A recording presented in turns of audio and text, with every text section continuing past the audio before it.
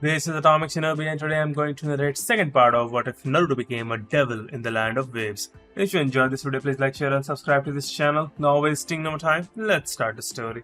Genwahi, or Blinding Light Jutsu, Shugokokira, or Self, Ali Killer Jutsu, and Kinoshuka no Jutsu were all mastered by Naruto. He quickly became proficient in every move used by Gilgamesh, including Draw, Shock, Rising Dragon, Divine Dragon, Kick 13, Real Impact, Full House, Straight, Flush, and finally Shocking. He learned Aerial Rave, Rapid Slash, Upper Slash, and Judgment Cut from Yamato. He still needed to practice Showdown, Maximum Best, and Slash Dimension, and he was only able to summon a half circle of summoned swords. He was proficient in Meteor, Vortex, Air Raid, Thrust Kick, Helmbreaker, and Million Stab for Rebellion and Force Edge, Sparta. However, he still needed to master Dance Macabre, Crazy Dance, Prop Shredder, Drive, Quick Drive, and Overdrive. Since the majority of Alistair's moves were a copy of Dante's, it had been fully mastered. Naruto took the time to assist Tenten, Hinata, and Kintsuchi, the former Oto Kunoichi, because he was prepared for his match in the invasion. I assume you assumed I had forgotten about her. Kua gave her ladies guns and Kalina Ann to use after Tenten's bloodline awoke, and Naruto taught her taijutsu, which she lacked greatly. Hinata demonstrated improvement in her Juken as well as her agility. Additionally, Naruto taught her Jeet Kune Do and Bojutsu in case her chakra was sealed or something similar. With Anko and Naruto's covert support, Kin turned into a Konoha shinobi. She consequently became Enko's apprentice, learning Senegashi, Kaden, Housenka, Kaden, Gukakyu, Kaden, Karyuden, Doden, Doryuden, and the Habi Taijutsu style. It seems that she had a lot of Chunin chakra reserves because of the rigorous training that Orochimaru had her former teammates undergo for 3 months prior to the announcement of the Chunin exams. Temari developed her wind jutsu skills and devised tactics to counter her opponent. As his brother Kankuro prepared his puppet for battle, Gaara simply sat thinking of ways to murder Sasuke and Naruto. Sasuke, do I really need to explain this? Kakashi practically teaches him all of his lightning and fire skills. Shikamaru simply slept and gazed at the clouds, while Neji trained his own techniques with Tenten's reluctant assistance.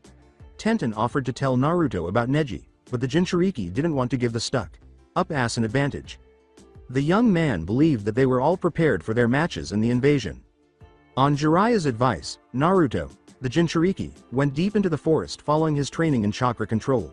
At this point, Kasumi noticed a disturbance in the forest and informed her ship.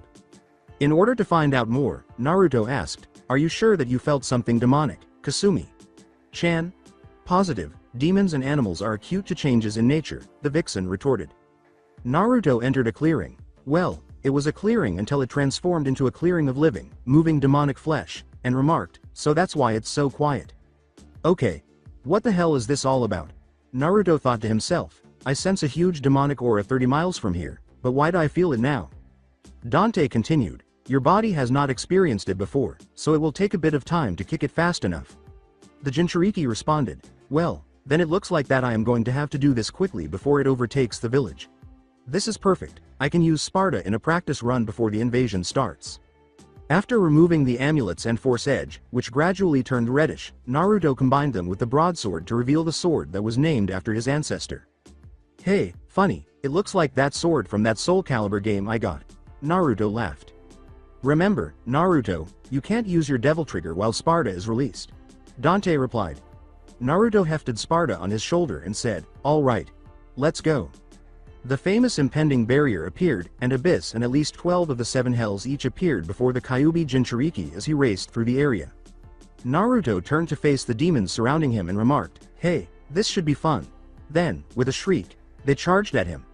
Naruto stepped on one of them and yelled, Stinger.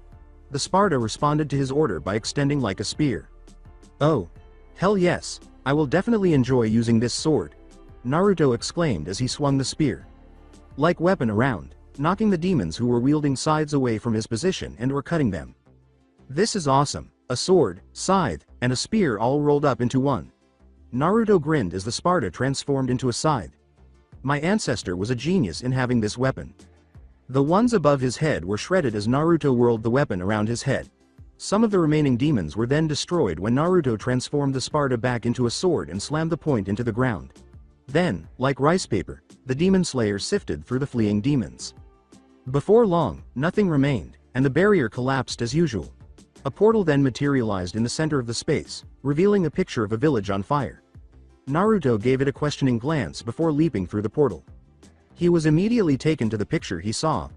Naruto noticed a soul floating atop an altar and asked, "Man, who caused all of this damage? Huh, what is that?" The Jinchuriki grabbed the orb as it approached him.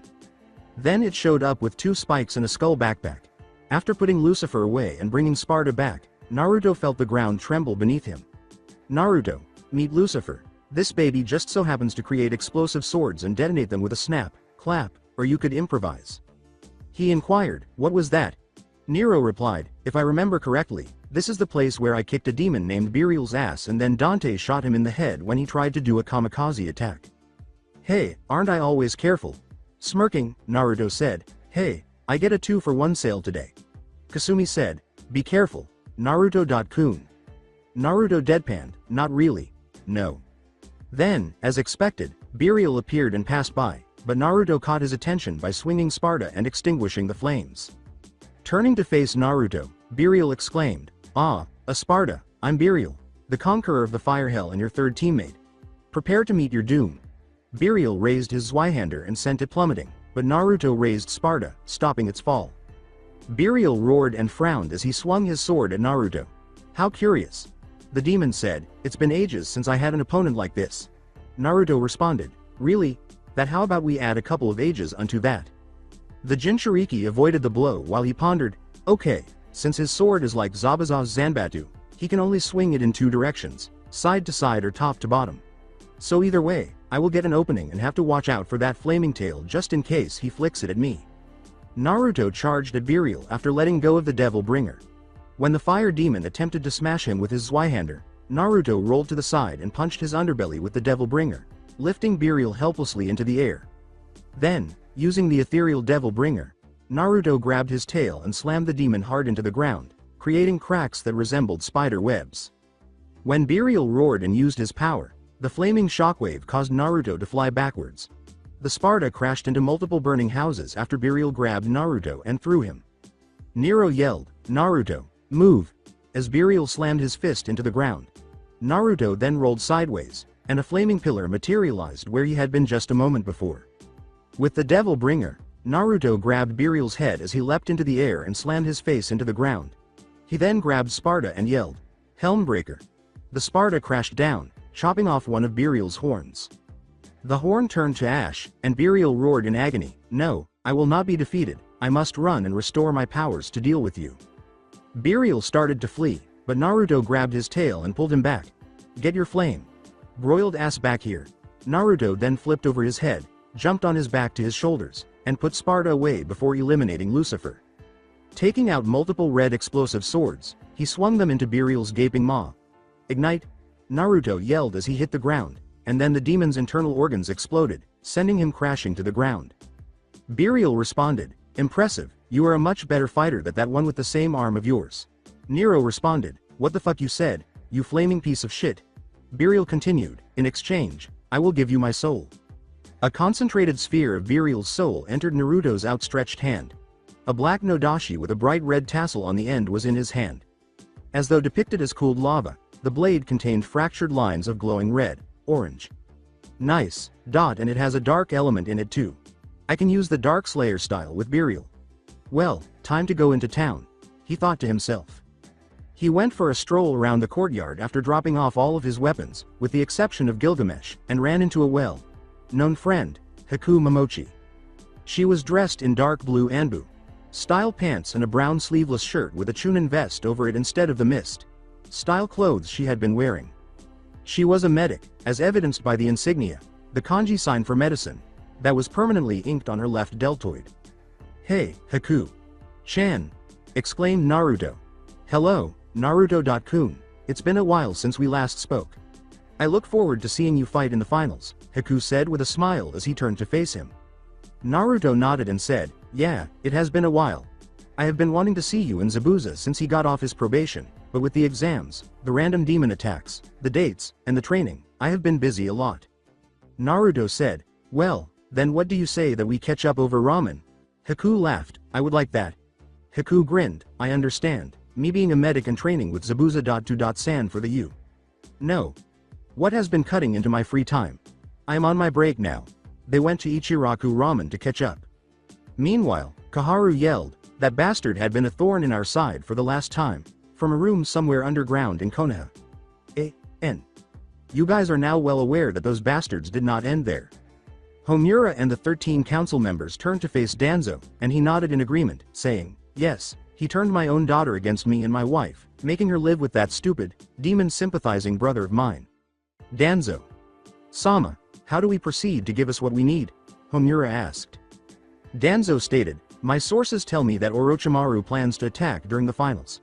Orochimaru will most likely go after the old fool we call Hokage, and the Ichibi will draw the Kyuubi spawn away.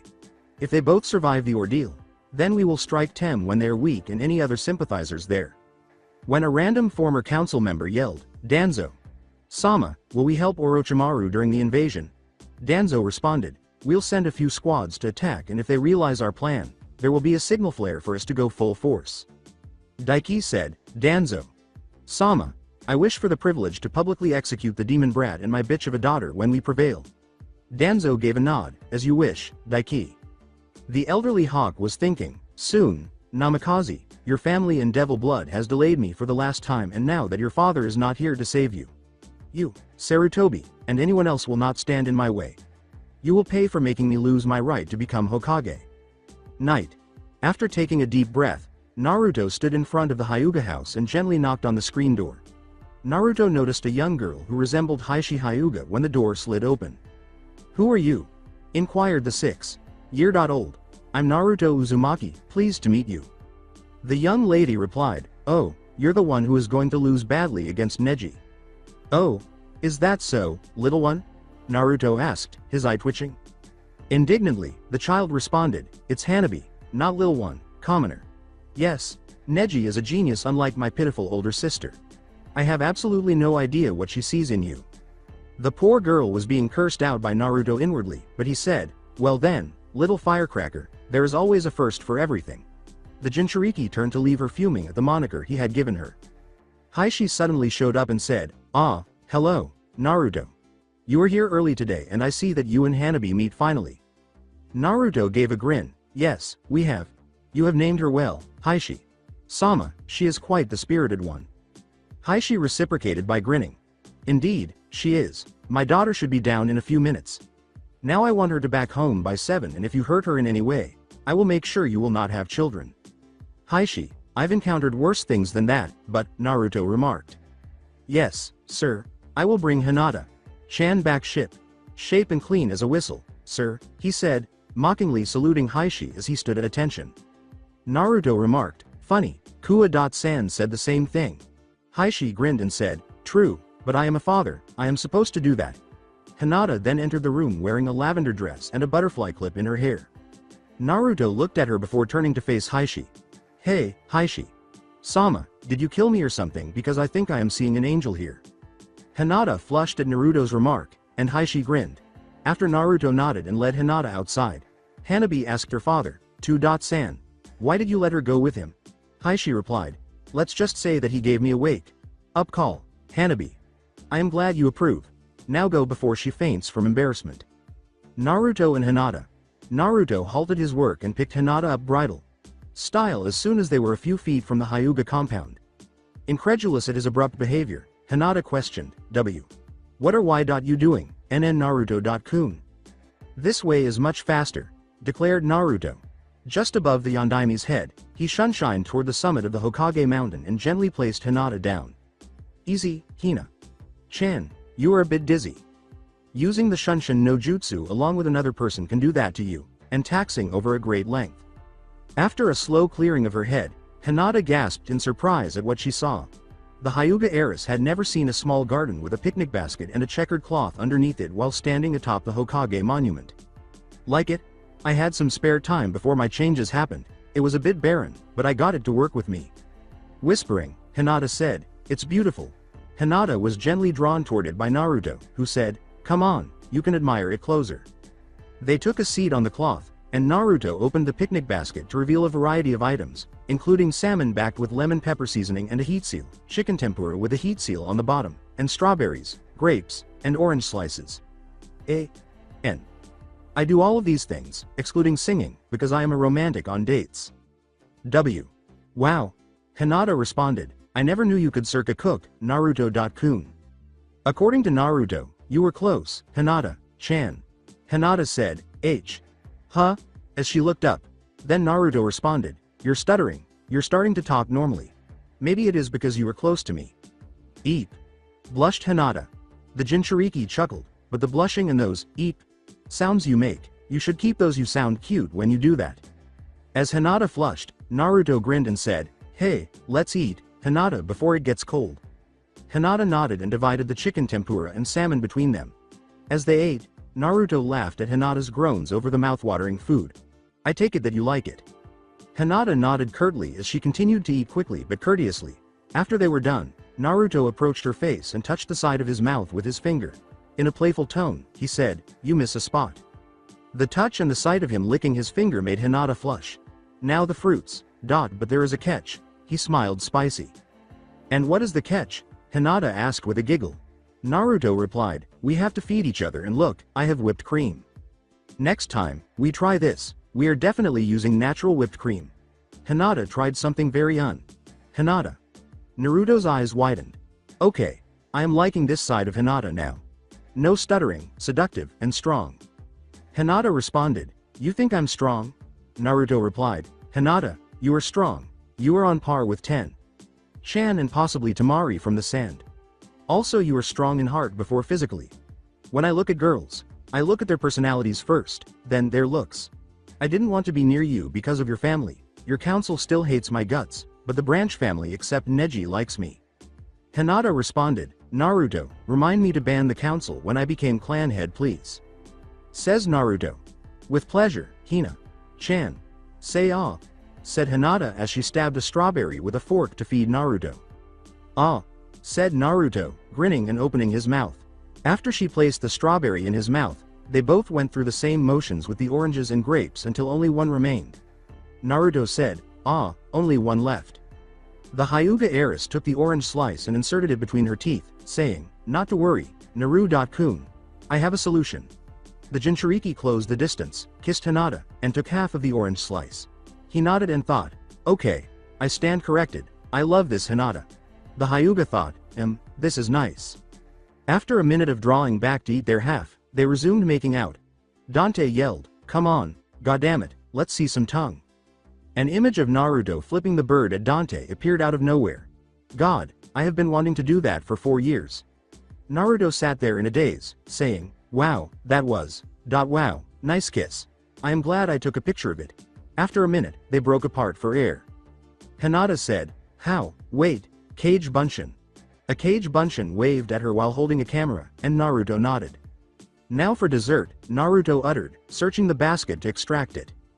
Hinata inquired, cinnamon buns, how did you know? Thank your father, he tipped me off on it. Also told me a story about a time you dressed up as a cinnamon bun for Halloween. Naruto laughed. I was 4 and had a fetish for them, so sue me, Hinata said, flushed. While Hinata sulked and chomped on her favorite dessert, Naruto laughed. The two of them departed to return to the Hyuga compound after Hinata finished her buns. As Naruto entered, he just so happened to meet Neji. Neji gave a brief scowl. Well, Hinata-sama, it seems you found yourself very happy. After all, 2 failures are better than 1. Naruto responded with a retort. Think whatever you like, Neji.ni.san. I don't care, I'd rather be a proud failure than a blind genius because it seems being a genius means you have to be a complete asshole, proven by Sasuke Uchihas and yourself. Hinata and Naruto passed the teenager, and Neji's Byakugan briefly flashed. Well, Lady Hinata, I already exacted my anger on you, but it doesn't seem enough to break you. I guess that I have to mutilate your loser of a boyfriend. What a mistake Neji was going to make on the test. Slowly awakening, Naruto thought, today is the day that I humiliate, torture, and possibly maim in the process Neji Hyuga, but first, I need to perform that jutsu. Naruto then got up and cut his wrist, allowing his blood to spill onto the ground until a pool formed. He then performed 15 hand signs, such as Kinjutsu, Blood Clone Jutsu, and Ninpo. Soul Release Jutsu. After placing his hand over his heart, 4 glowing orbs emerged from his body, and 4 clones emerged from the pool of blood. There were 3 colors: a deep orange, a red and blue mixture, a deep red, and another deep red. They transformed into Dante, Virgil, Nero, and Kasumi after shooting into each clone one at a time. "Since when the 9 hells did you learn those jutsu?" asked Kasumi. According to Naruto, when Mizuki Teme tricked me into stealing the Forbidden Scroll, I found those jutsu before Kage Bunshin. They were fairly easy to read, so I memorized the signs to see that later on, they would be useful to me. It appears I was right. Now let's get going. There are battles to be fought today. Dante received Rebellion, Ivory, and Ebony from Naruto, while Nero received Red Queen, Virgil received Yamato, and Kasumi temporarily received Burial until she was able to locate her old sword once more. Dante replied, "It's so good to be back again. Hey, Naruto, I have an idea. What do you say we rock Konoha to the core?" "Sounds like a plan, Dante." Naruto grinned. The Jinchuriki became more serious. "Okay, Kasumi. There's a high possibility that the Sound and Sand Ninja will try to siege the walls and make most of the force move there, so I will need you dispose of them quickly. Virgil will assist you shortly after our little scene. Dante and Nero, you will go to the cage box to help Oji.san. I am sure Orochimaru will disguise himself as the Kage or one of his bodyguards." After giving Naruto's plan a nod, the 4 left the Sparta complex. Stadium. As the fans filed into their seats, Tenten and Hinata sat next to each other. Tenten said to the Hyuga, "Hey, Hinata, how are you?" Tenten's eyes widened as Hinata responded, "I am fine, Ten-chan.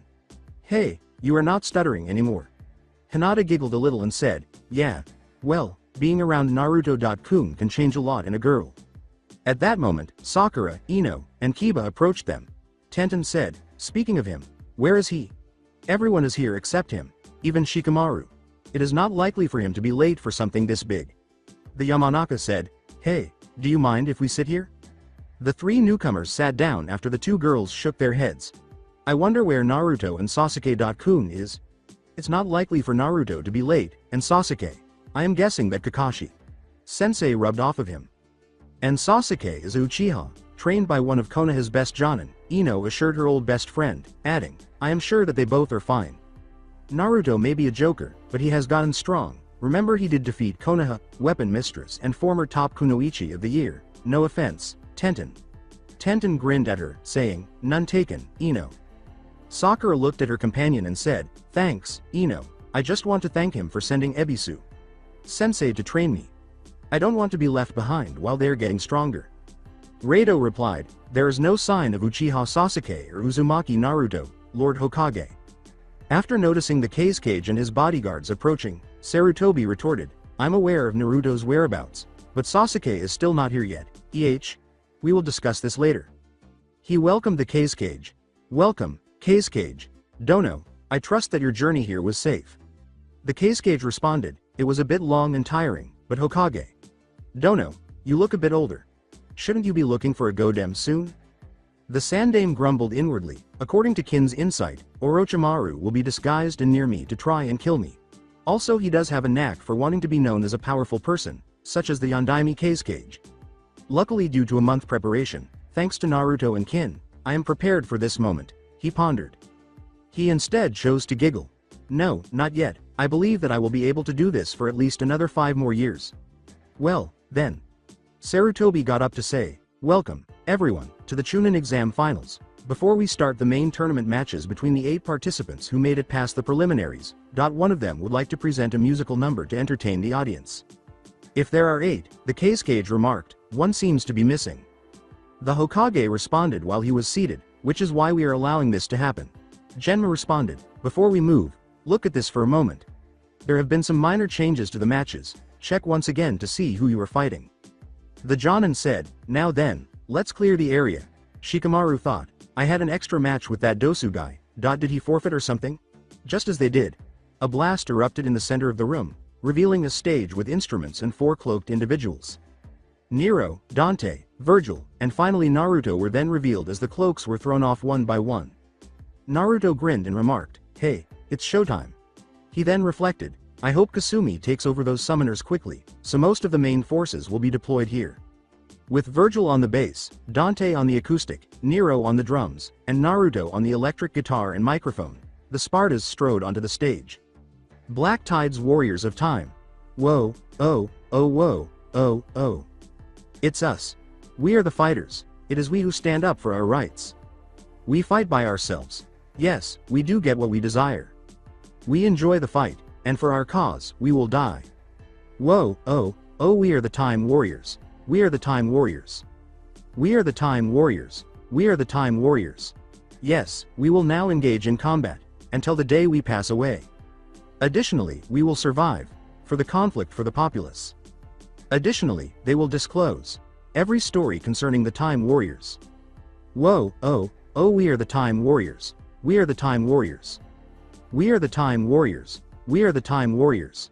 We are the Time Warriors. The Warriors of Time is what we are. The Warriors of Time is what we are. The Warriors of Time is what we are. We are the Time Warriors. Yes, the combatants. The combatants of time, the combatants. The combatants of time, the combatants. The combatants of time, we are the Time Warriors.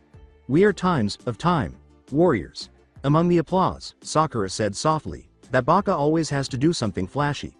Tenten responded, that's true, but he is a crowd pleaser nonetheless. I've never seen those three before, so I wonder who they are. As Dante and Nero approached the cage box, Naruto nodded to the other Spartas, and Virgil vanished with lightning speed. Genma said, nice touch, kid. Naruto smiled, I aim to please, now how about we start this tournament?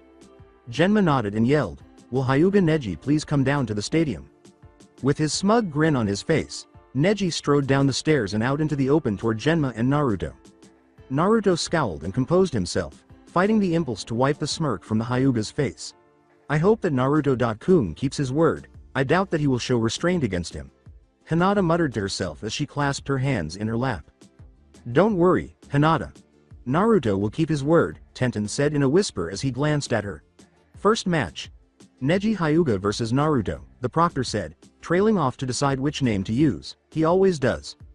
Proctor.san, go ahead and say it, they're bound to know anyway. With a nod, Genma said, Naruto Uzumaki, Namikaze, Sparta. The crowd screamed in disapproval until Naruto briefly silenced them with his devil trigger, saying, fight. Knowing of the Sparta's grudge against Neji from Hayate, Genma yelled and retreated a considerable distance.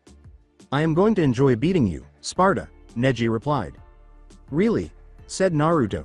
And I anticipate that when you run to your father, he will say, good boy, Neji, come on, have a bone. Come on, Neji, let's go, he said, clapping his hands as though he were beckoning a dog. Kiba said, Naruto, move, he is dangerous in close combat. Naruto flipped backwards, summoned Gilgamesh, and used the gauntlets to block Neji's swipes as he charged at him after flashing his Byakugan. As the crowd gasped at the sight of a Hyuga being defeated in taijutsu, the Jinchuriki kicked him away, causing Neji to skid across the floor. The Hyuga stood up and said, you just got lucky. The Sparta saw every move the Hyuga made against him and simply blocked with one arm, but Neji managed to get past his defense before Naruto caught his wrist. Yeah, I guess I did. Care to try your luck again, Hyuga? Neji charged in once more and struck at Naruto. Then Naruto struck Neji's chest with his palm, sending him sprawling to the ground, saying, enough of this shit, Ninpo. Genwahi no Jutsu. When Neji looked up, he was blinded by a flash of bright light. A.N. It's awful to see everything around you, isn't it? In order to give Naruto enough time to launch his attack, Neji was forced to temporarily deactivate his Byakugan and close his eyes. Ninpo. Shugokokira no Jutsu. The bleached blonde whispered. Ino asked, what is his plan? Sakura replied, so that is his plan. Hinata responded, since Neji is blind, Naruto was able to cast a genjutsu over him. I wonder which one it is, though. The Genwahi or blinding light jutsu turns your chakra into a bright flash that momentarily blinds the opponent. Unaware that he was in the genjutsu, Neji opened his eyes again to see destruction, burning buildings, broken walls, blood, and dead people. Hey, idiot, does he know that the Byakugan can see through genjutsu? He thought as he prepared to activate his Byakugan until he heard a voice say, Neji. Neji tensed up and turned to face the voice, Father? Sure enough, there was his father, Hisashi Hyuga, with a slash across his throat and a blood spatter on his white robe. Neji, look, Look at what you have done. Hizashi gurgled. Neji turned around to see Team Guy and several of his fellow branch members all looking dead, killed in gruesome ways. He may act like he does not care about them, but he does in secret, kinda like Sasuke. Tenten said, Neji, you asshole, why did you betray us? We put our lives in your hands. Neji winced at what she said, and Lee interrupted, saying, that was really unyouthful of you, Neji. Neji said, no, I didn't do this. Guy replied, yes, you did, Neji. It's unbelievable that you were my competitor. Neji cried, I didn't do this. I am so disappointed in you. The Hyuga turned to look at Guy's face, which was grim rather than the silly, happy one he always wears. Lee retorted, then what is that in your hand, bastard? Neji looked down to see that his hands were heavily covered in blood and he was holding a bloody wakizashi. No, Neji said, trembling. Suddenly the branch members, his father, and Team Guy surrounded him, shouting their opinions in harsh tones. The cries of traitor, monster, main family dog, and bastard rang out, heavily bombarding Neji's mind. No, please, stop. Neji sobbed and held his hand while kneeling. I didn't do this. It isn't my fault. I would never do this. No. Neji heard a voice say, wow, you cracked in less than 10 minutes, that is funny since your Byakugan can see Genjutsu too. He glanced over his shoulder to see that the stadium had returned, and he wiped away his tears and said, you did this, you bastard. He gave him a growl. Oh, stop it. I could have let you suffer for 20 more minutes, but I am not done with you yet, Neji Hyuga, said Naruto, leaning against the wall. Koi Tasukete. With an unidentified hand sign at the end, Naruto flipped through the hand signs and said, Akuden. Kineshuka no Jutsu. Suddenly the Hyuga team found him strapped to the table with familiar Hyuga elders surrounding him. Naruto's voice echoed throughout the realm, so this is your worst memory, Neji exclaimed, set me free. So why would I do that? Asked Naruto. I wouldn't have exerted the effort to cast the jutsu. Neji attempted to break the genjutsu by biting his lip, but his Byakugan failed to activate. Oh, Neji, I forgot to mention. Only I or an intelligent demon can perform this devil art. Either the victim must have a higher chakra capacity or the user must be dead, which is not going to happen right now, in order to dispel this jutsu. Enjoy your suffering because you don't have that kind of chakra level. Naruto vanished, and Neji screamed as the seal burned on his forehead. The villagers who had previously harmed Naruto paled in horror as Neji's screams escaped his mouth and he started to roll around, clutching his head, while real-world Naruto practiced his moves. What sort of jutsu did you put him in, Kami? Sama, Genma muttered. Hinata was divided. On the one hand, she wanted Naruto to keep torturing Neji, but on the other, she wanted him to stop his suffering. Well, this works out nicely, Naruto said, looking at Neji with his head held tightly and tears streaming down his cheeks. The villagers witness my wrath and my ability to torture him if they cross me, and Neji suffers some psychological pain. The humiliation step comes next, he thought, 15 minutes are up. Neji gritted his teeth and his eyes flashed with anger and rage as Naruto cancelled the genjutsu and he stopped clutching his head and panting in exertion. I am going to kill you, Naruto. I was just going to maim you in front of Lady Hinata to make her suffer, but now I changed my mind, he said, perish. Naruto had to exert himself against the furious Hyuga's blows because Neji's rage gave him newfound speed. Shit, I really pissed him off, didn't I? As he turned sideways to move, he thought to himself. Then, as Neji attempted to sweep kick him, Naruto flipped him over, grabbed his ponytail, and threw him against the wall. Neji followed, but Naruto slapped a seal on his back. The women covered their children's eyes and the crowd's mouths fell open. Wow, Tenten thought, shuddering at the sight, I never thought I'd see the day that Neji would wear that. Neji looked at himself and noticed that his clothes had changed to orange leg warmers and green spandex. How in the hell did you harm me? At Naruto, he yelled. When he was laughing uncontrollably and people were taking pictures, Naruto blinked and began to laugh at him. Neji approached him, but he felt uneasy with every step. Neji blushed in embarrassment as the crowd erupted in laughter at the Sparta's new prank, and to make matters worse, Neji was wearing pink boxer briefs. Heishi covered Hanabi's eyes, and Hinata gaped in horror at the sight of her cousin's underwear. The Jinchuriki then removed the seal and pulled down Neji's pants. Sakura, Ino, and Tenten closed their eyes at the terrible scene, and Kiba howled with laughter. Naruto whistled. Well, what do you know? I should remember to post this on Mythbusters, tough guys do wear pink. While Hanabi was stunned, Heishi was smiling and laughing lightly at Naruto's antics. How is this happening? This Baka has been able to outshine Neji at every turn, and Neji hasn't even touched him once. I can't accept that this idiot, this commoner, is beating Neji. Azuma was taking pictures of Neji so he could sell them online to the Neji fan club, while his teammate and friend Katetsu was videotaping it. Oh hell yeah, this is definitely going on YouTube, he thought, smiling. In the meantime, all of the contestants, with the exception of Shino and Gaara, were laughing heartily, especially Kankuro. Naruto positioned himself behind Neji as he yelled, Konoha Taijutsu Ugi, Senin Garashi. Gilgamesh style. Neji swiftly pulled up his pants and launched an attack. Dante, Nero, and the Hokage were all laughing lightly when Naruto jammed his fingers into his ass and threw him into the tree. Dante continued, you got to admit, he definitely inherited your style of humiliating people in the worst way. With a smile, Nero said, I agree with you there. The Kazekage grumbled in his head, damn, I wanted to know what he could do. So far he has shown only one powerful B-rank genjutsu, the other I can't do unless I get his blood. Naruto.kun. Sasuke.kun. You both will be mine. As he slipped into his fighting stance, bouncing on his toes, Naruto thought, and finally the last step of all, total anal rapage mixed with some PWNAGE. Suddenly, a kunai was thrown in his direction, but Naruto blocked it with the gauntlets and greaves on his arms and legs while Neji ran out with murder in his eyes. Naruto grabbed Neji by the rumple of his shirt and slugged him in the stomach, but Neji clutched his face as the Jinchuriki leapt to the side and back-fisted him in the face. The Hyuga stooped, gripped his stomach, and started to dry heave, but Naruto didn't stop there. He kept striking him in the same spot, launching Neji into the air before kicking his opponent in the chin with his leg.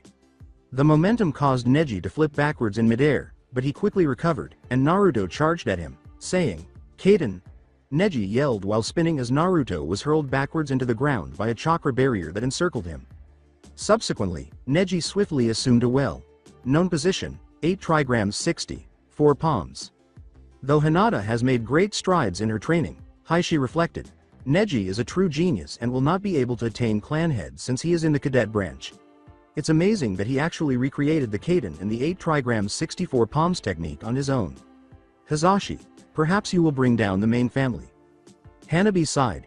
Hey, once that technique is unleashed, it will be all over, that commoner can't defeat my cousin Neji.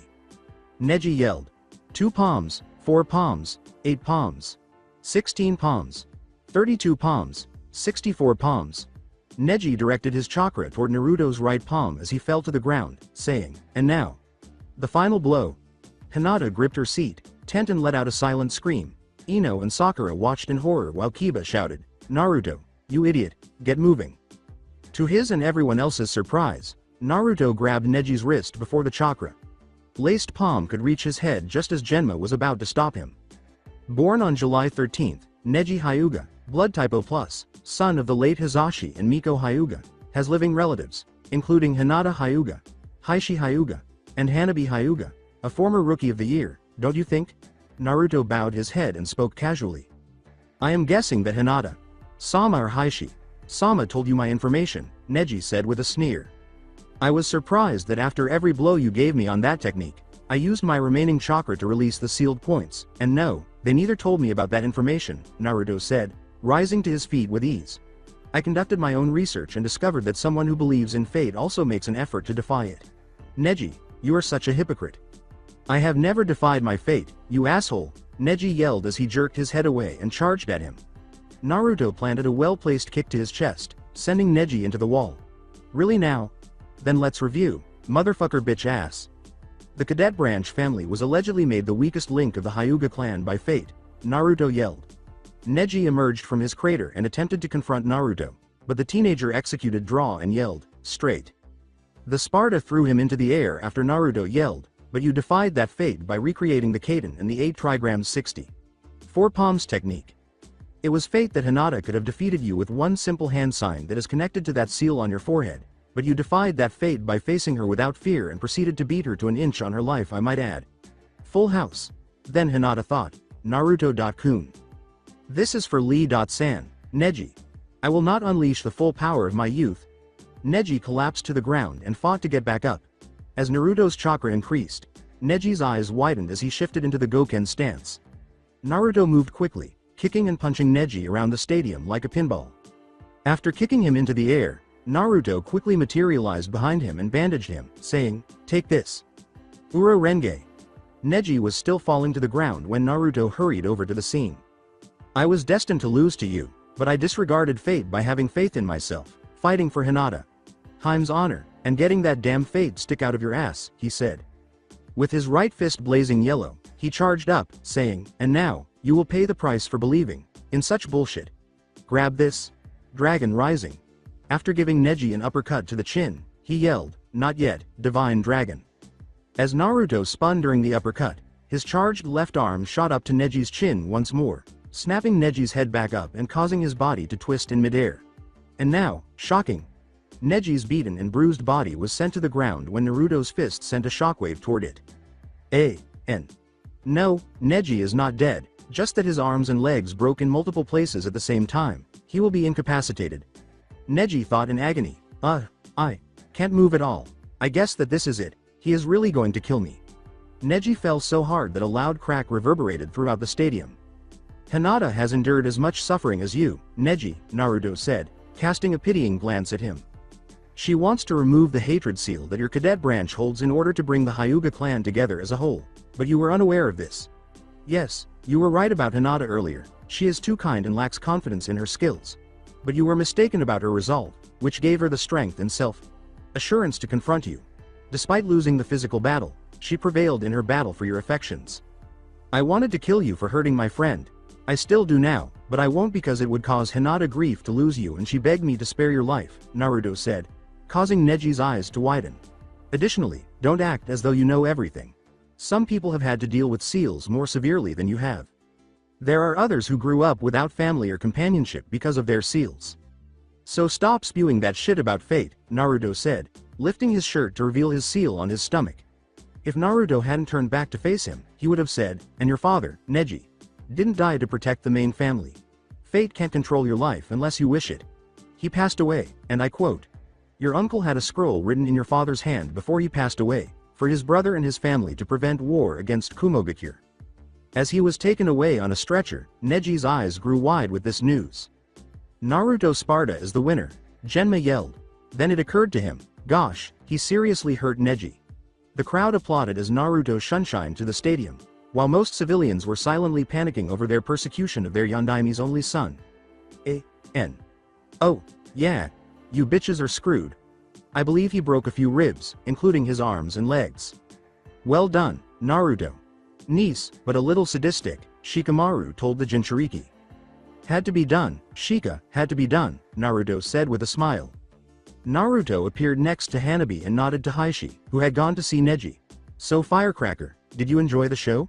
he asked. "You came here to gloat?" Hanabi asked. "No, but I came here to check if you learned your lesson," Naruto said. "Never undervalue your opponent because they might be concealing their true nature. That was Neji's, and it might ultimately be the end for you. Always keep that in mind, Hanabi." "I guess that I have been blinded by pride," Hanabi muttered. "You were the second person to lift the veil over your eyes, so you are not the first to be blinded," said Naruto. "Can you tell me who the first one was?" Hanabi inquired. "Your father. I woke him up and reminded him of a promise between your mother and him," Naruto retorted. "What was she like?" Hanabi asked. "Your mother Hino was like a hybrid of Hinata and you," Naruto remarked. "She was shy but strong, and she was kind but fierce when enraged. She was very helpful to me when I was younger and made several attempts to adopt me, but your advice and the civilians forbade it. When I was 7 years old, she even taught me how to fight. She would always rub her stomach every 5 minutes because she loved you so much." Naruto stopped and said, "Because of her death, I strive to be a ninja to protect Hinata and Hanabi, but then your father changed and I never got to see you since the council took advantage of Hiyashi's depression." As she wiped away her tears, Hanabi said, "Thank you, Naruto." Naruto grinned and said, "Hey, you finally called me by my name. I try to humble myself." "You do that," Hanabi said. Then Virgil and Kasumi approached Naruto and said, "Are you done yet? Have the fleas in our house been eradicated?" Virgil inquired, and Naruto nodded. "Obviously, do you have your fight on tape?" Kasumi retorted. When Naruto was feeling low, he said, "Yeah, I will need something to laugh at." Two voices that were familiar said, "Naruto." Tenten and Hinata glomped him to the ground as he turned. "Well done on your victory. That fight will go down in history," Kiba said, "especially that humiliation. Just wish it was the Uchiha. Hinata said, but couldn't you have been a bit more lenient? The Kyuubi Jinchuriki said, if I had, then he would have been changed at all. Naruto stated, Neji will be fine, some pain and humiliation is a small price to pay unless someone puts it on YouTube. You have to show your family tough love sometimes. He gave Hinata a kiss while Kiba whispered, it's about damn time you noticed. Then Hinata cried out, Kiba.kun. Kiba and Ino gaped at him as he laughed and repeated the action with Tenten. Naruto, I can't believe that you were cheating in broad daylight. No, Sakura retorted, because Naruto is a member of the Sparta clan. He is obligated to take multiple wives like Sasuke due to the Clan Restoration Act, Ino yelled. As he turned to face Sakura, Naruto said, you have changed a lot, Sakura. Usually you hit first, then ask questions when it comes to me. That's because of your power, Sakura said, blushing slightly, because you have the ability to change people simply by meeting or opposing them.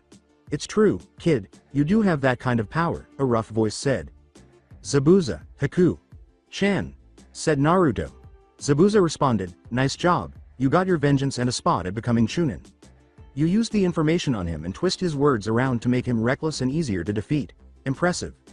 Naruto replied, he still is not here yet. Kakashi must have rub off on him. Sakura responded, Naruto, aren't you going to introduce us to your friends? Naruto hit his forehead and said, oh, sorry, that is Virgil Sparta, a cousin of mine and his companion, Kasumi. I stumbled on them in the village a few weeks ago. Kasumi bowed and said, it's a pleasure to meet you all. Naruto.kun has talked about you all. She glanced at Tenten and Hinata and said, especially you two. Virgil said, it's a pleasure to meet you all. Lord Hokage, there is still no sign of Uchiha Sasuke. Rado muttered into the cage box.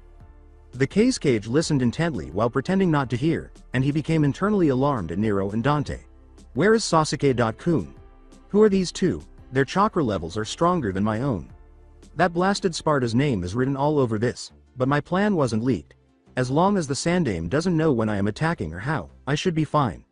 Sarutobi thought to himself, now to confirm my suspicion. Orochimaru thought, no, I need to stop this, I need him to start my operation. The Sandame set the bait, saying, it seems that I have no choice. Sasuke Uchiha will be disqualified. The cage responded, Hokage. Dono, please wait a little longer for Uchiha.san to arrive and fight my son. Sarutobi was thinking, got your bitch ass. According to Kin, the cage has never called Gaara his son and doesn't give two shits about his well-being. Also you showed too much interest in Sasuke and Naruto. In response, the Hokage said, you seem quite fond of this fight, cage, Dono. The masked cage of the Wind Country responded, I am along with many others would like to see this fight. Sasuke Uchiha, the last loyal Uchiha against Gaara of the Sand, the son of the Yondaime cage, it is an interesting match, don't you agree? It would be disappointing to the daimyos in the audience.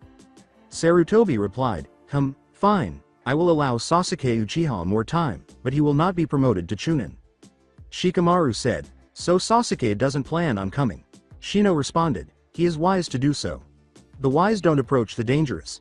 Naruto said, coming up to them, oh, he will come. Sasuke can't resist a strong opponent.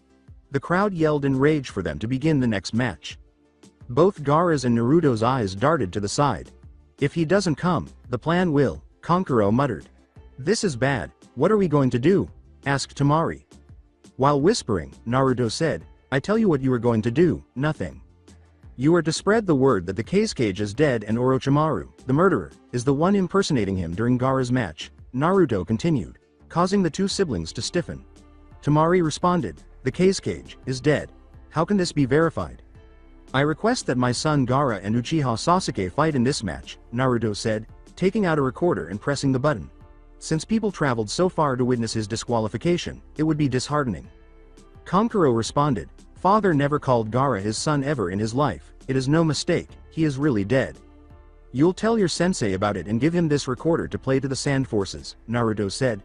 Since Gaara is unstable, you will leave him to me. Therefore, behave normally until the signal is given. I will kill you if you hurt any of my friends.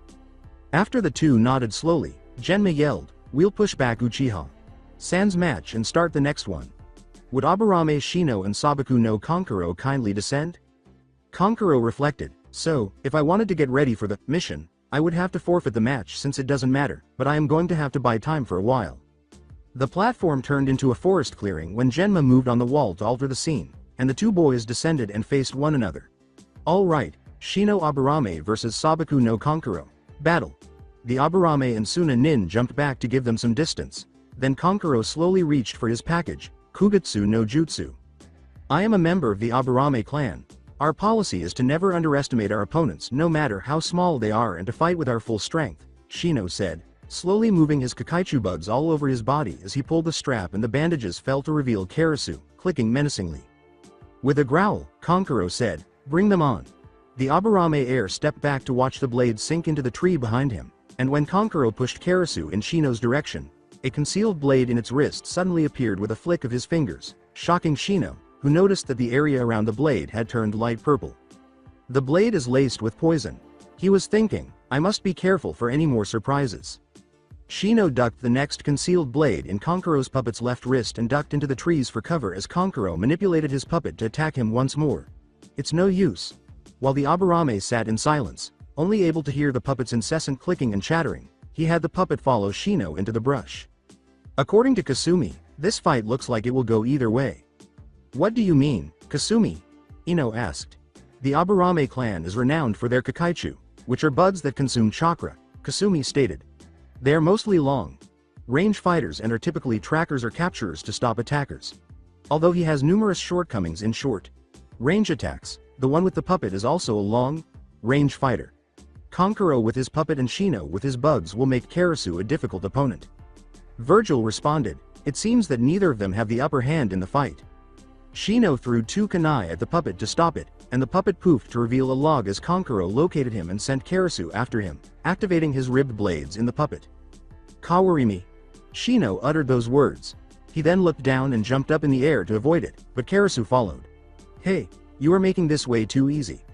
Kankuro twitched his middle and ring fingers, and the puppet opened its mouth to shoot out two small knives, which struck Shino in the shoulder and torso squarely, causing Kankuro to pump his fist in the air. That did it. Kankuro yelled in surprise as Shino abruptly vanished into a swarm of Kakaichu bugs. Huh? Once more, those bugs?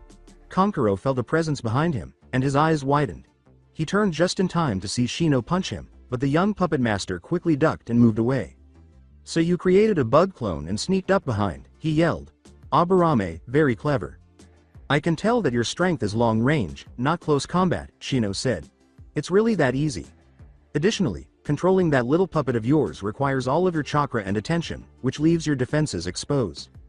Thanks for the tip, but I'm just getting started, said Kankuro with a sly smile. You're in for a real treat if you believe that's the extent of my lethal ninjutsu.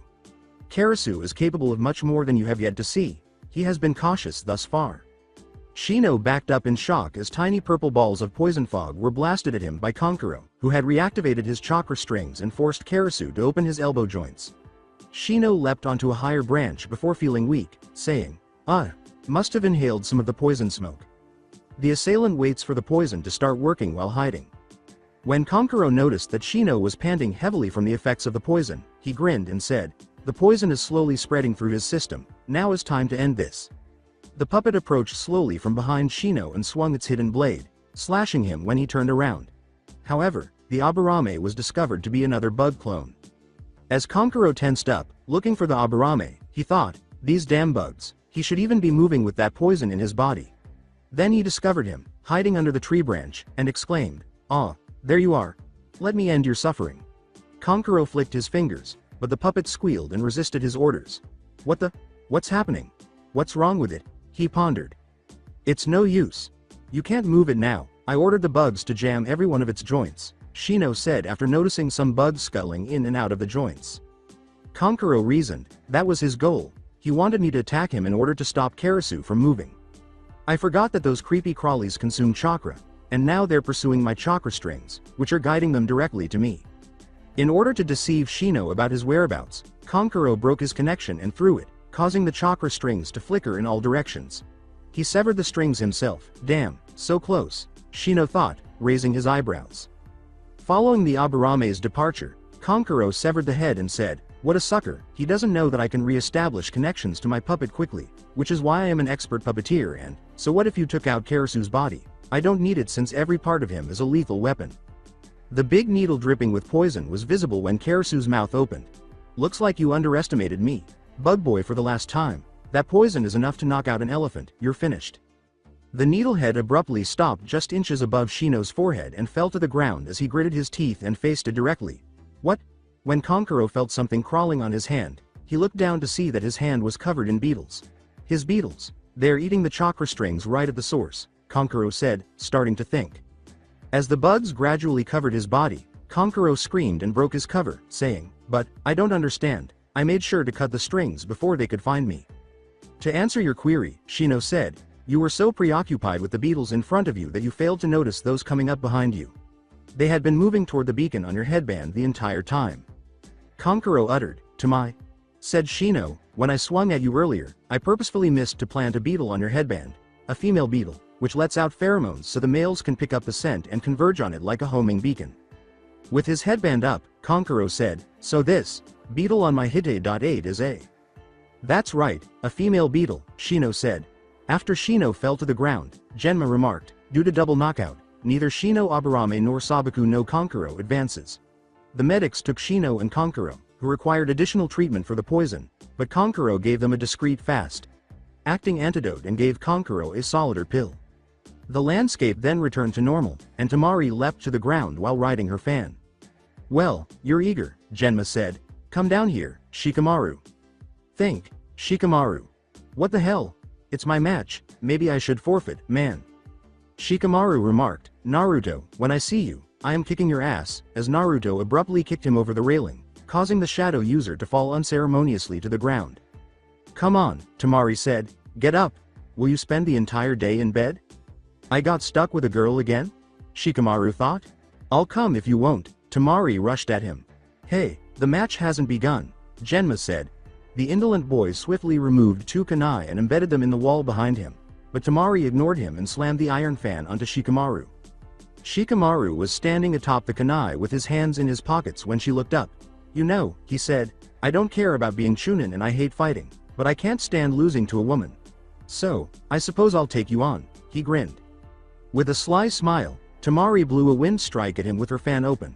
As smoke billowed, she glanced at him and said, "Well, he's great at running. According to Kankuro, your lazy friend is going to get killed."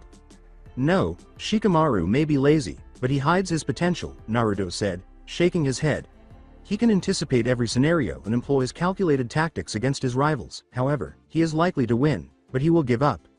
"I wager against that, 0.500 Ryo," Kankuro said. Smirking, Naruto said, "Deal?" Temari pondered, "Okay, he is a ninja that uses shadows and probably trying to lure me into the trees. I will fall for that." "Oh man," Shikamaru thought languidly, "those clouds are lucky. So free. I don't feel like doing this at all. I wouldn't care because I recently became a ninja, but I guess things are more complicated than that." "What the hell?" Temari thought. "Is that smile of his a jab at me?" Swinging her fan, she yelled, "Ninpo! Kamaitachi no Jutsu!" Tenten thought, that move was the one that knocked Kiba out cold, as the wind blew harshly through the arena. Shikamaru has a lot on his plate. "Hey, there is a limit to how much you can shrink, stretch, or change your shadow, isn't there?" Temari hurried backwards as a shadow line suddenly materialized, rushing toward her. "No matter how you alter it, it cannot be stretched beyond the surface area of your typical shadow." Laughing, Shikamaru said, "That's right." After shutting off her fan, Temari took a measurement and found that it was 15 meters and 32 centimeters. He is utilizing the shaded area to lengthen himself because he is unable to control other shadows. Unfortunately, though, the length will remain the same regardless of whether he reaches the edge. Kankuro replied, "Temari is better at long range fighting. This match is over." Naruto grinned and said, "Not just yet." Shikamaru lowered himself into his contemplative position. Naruto remarked, "He loves to play shogi a lot, but he frequently claimed that he was too lazy to pick up his pencil and write, even though his grades were just as poor as mine. He strikes that pose whenever he finds himself in a difficult situation. His sensei Asuma gave him a shogi form IQ test and discovered that he is an absolute genius, with an IQ of over 200. According to Kankuro, so he might win, not quit. We shall see. He is out of his pose now," Naruto replied. "So it looks like you are finally getting serious now," Temari said. "Ninpo, Kamaitachi, there's no point in trying to hide," Shikamaru said, moving to seek cover in the trees and removing his shirt. Give up or stop running. Temari dodged 2 kunai that were thrown suddenly, but she ended up in the way of another, blocking it with her fan as a series of explosions sounded behind and in front of her. He attached explosive tags. She thought, he's trying to divert my attention. Temari thought, nice try, but your shadow can't pass this line. Wait, hold on, shit. As Shikamaru's shadow suddenly came into play. As expected, the shadow crosses the line, causing the wind user to leap backwards once more. I see, she said, you gave me more leverage by using those kunai as diversions to keep me busy while the sun moves. This ought to be your limit at this point. Kankuro cried out, Temari, above you, while Shikamaru remained silent and stared at her. When she looked up, she saw a kunai fastened to the bottom of Shikamaru's shirt, which was used as a makeshift parachute. As she avoided the encroaching shadow, Temari swore, Sonova. You won't get away, Shikamaru said. Temari was thinking as she moved, impressive, using the kunai to distract me from his shadow and then using his shadow to distract me from looking up and noticing the parachute. But it's clear to me now. I need to finish this quickly, because his shadow will move farther as the sun moves, so I will use Bunshin no Jutsu, which will draw his attention to it, Temari said, pausing as the shadow paused and retreated a little. She then flipped open her fan and held it in front of her. After that, I'll leap out and transform into the strongest Kamaitachi I can to tear him to pieces using all of my chakra. Temari thought, I'm starting an attack. Bunshin no good, his shadow is far away from me. Now where is it? She froze for a moment, thinking, What? I'm frozen. With his hands spread wide, Shikamaru exclaimed, finally, Kagemain no Jutsu success. But your shadow was far away from me. How did you get me? Temari asked. According to Shikamaru, I let you look behind you. When you used the Kamaitachi Jutsu, you loosed some of the gravel in where Neji was at. So I used those kunai wrapped with an explosive tag with a little extra kick, making a hole in front and the back of you, he said, turning his head, and Temari, who was under his jutsu's spell, did the same.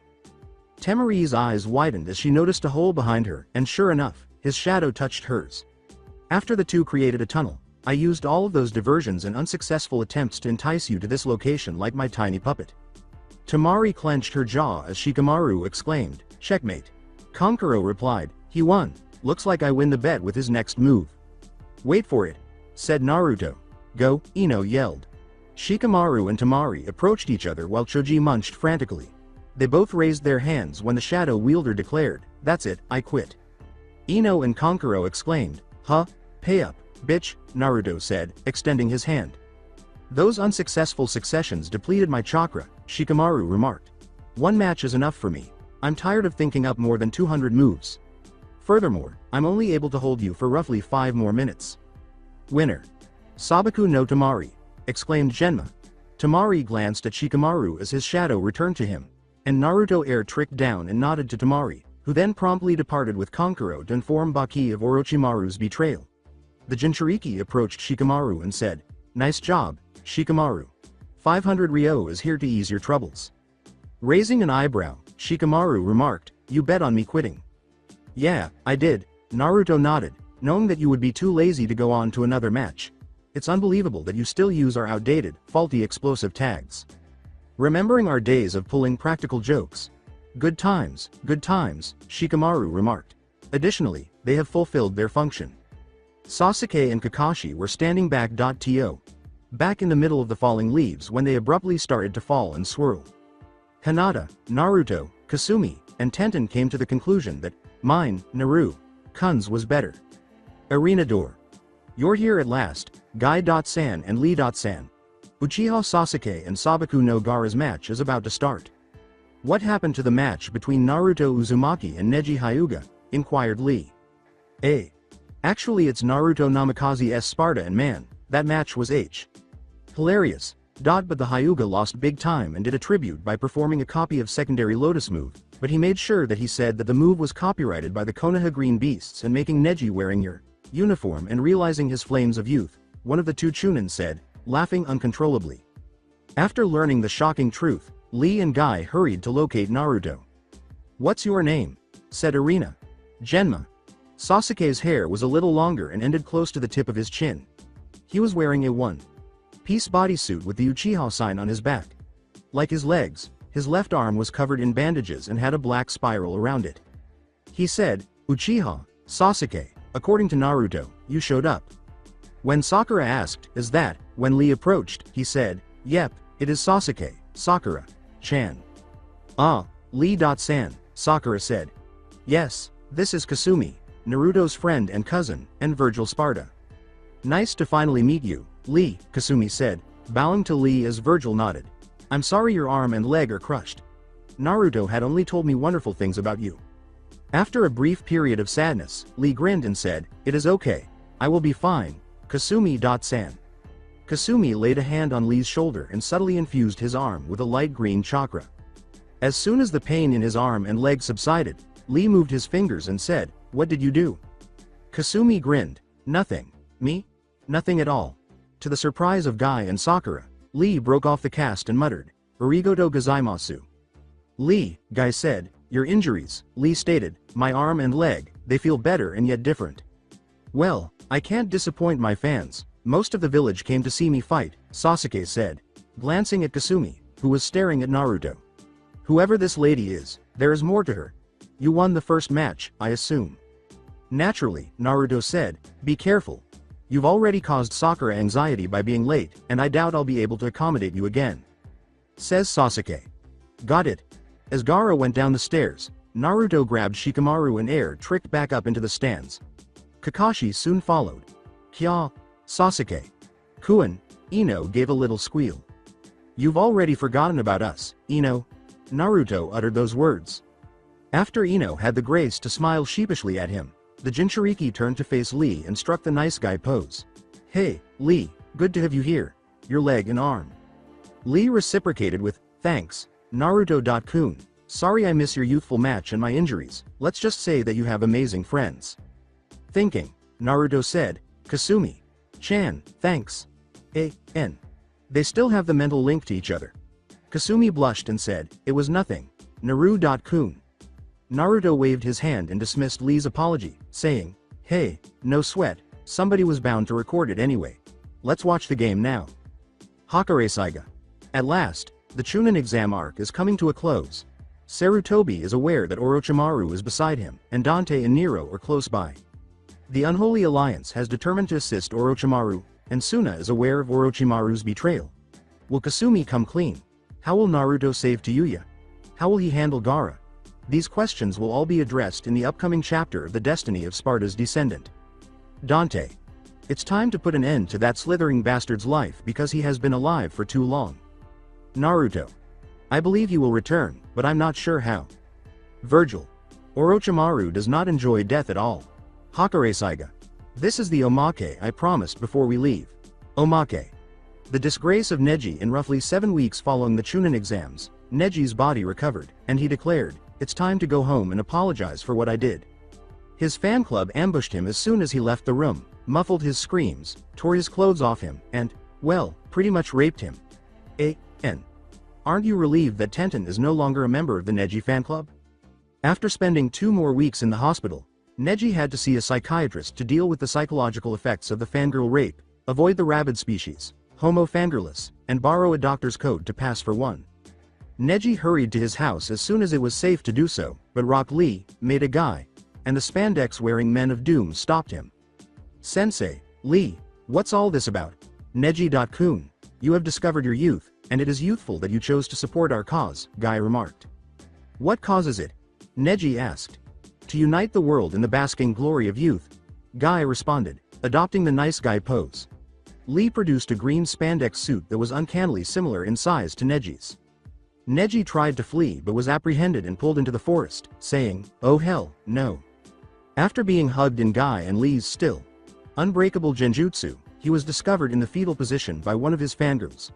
The Hyuga was once more hospitalized for mental trauma and required to see a psychiatrist.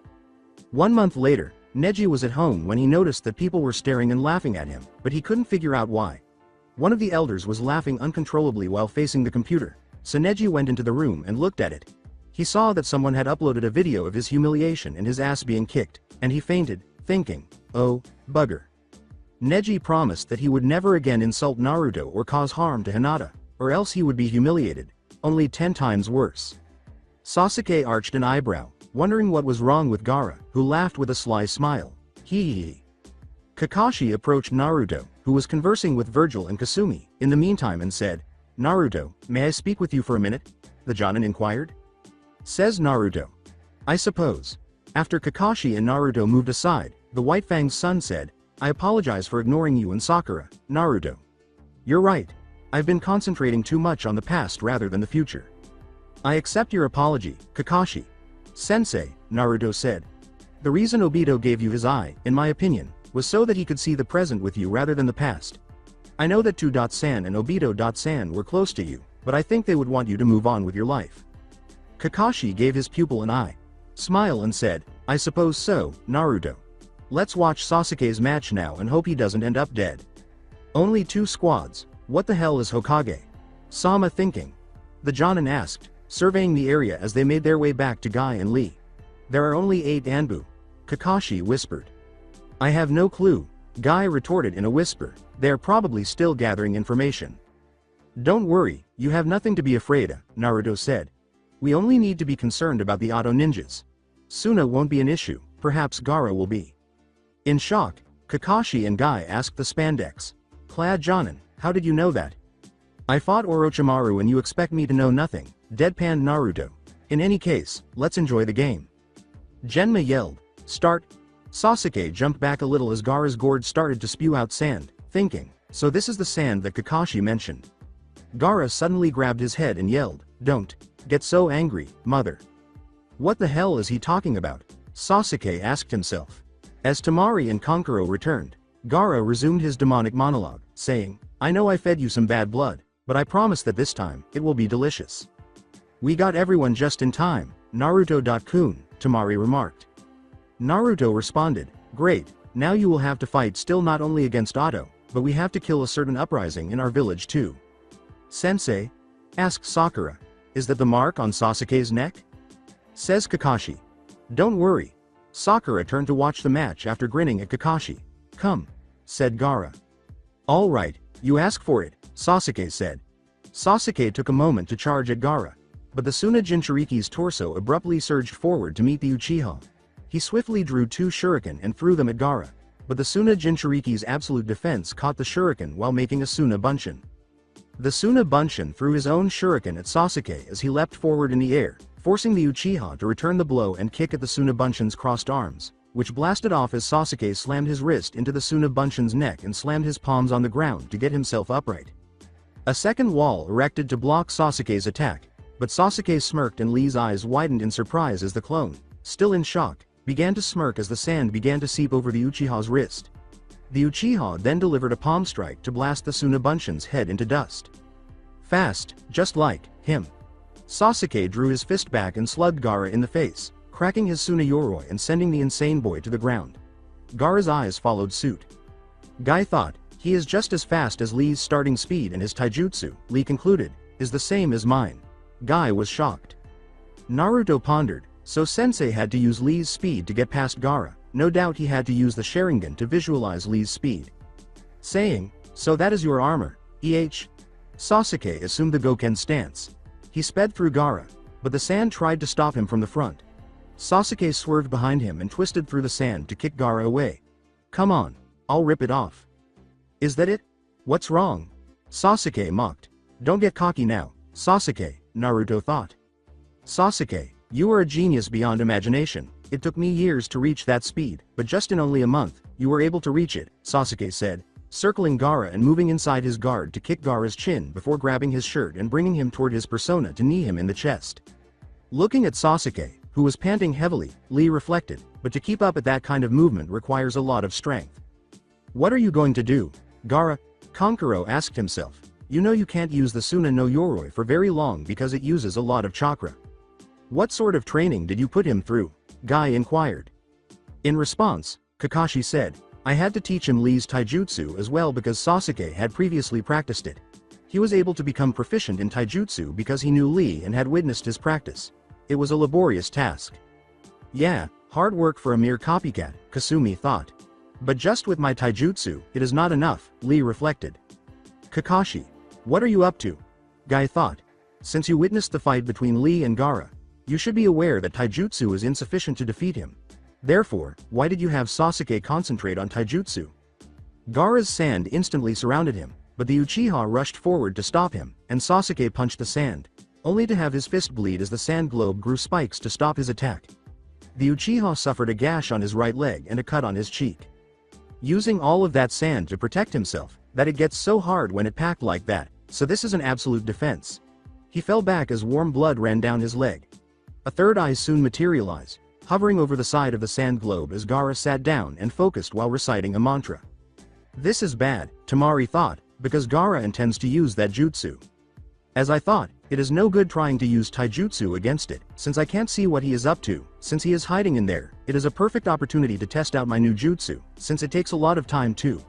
Sasuke looked shocked, but then he smirked as he wiped the blood off his cheek.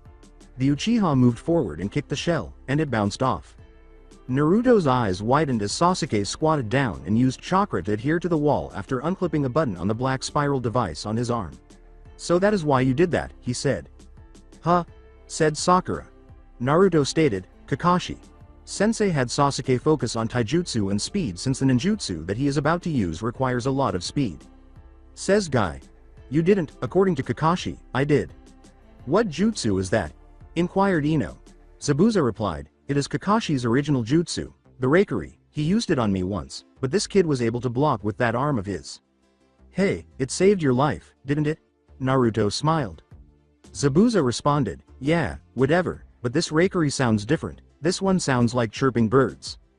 Kakashi responded, I didn't teach him Reikiri, Sasuke doesn't have enough chakra to use it, so I taught him the predecessor of the Reikiri. White electricity burned on Sasuke's hand as he flipped through hand signals. Karashi remarked, after all, he is a lot like I used to be. Sasuke charged down towards Gaara's small sand globe, and Naruto thought, I just hope he changes out of that attitude, or I seriously have to kick his ass. It is incredible, you can see the chakra in his hand, Ino was thinking.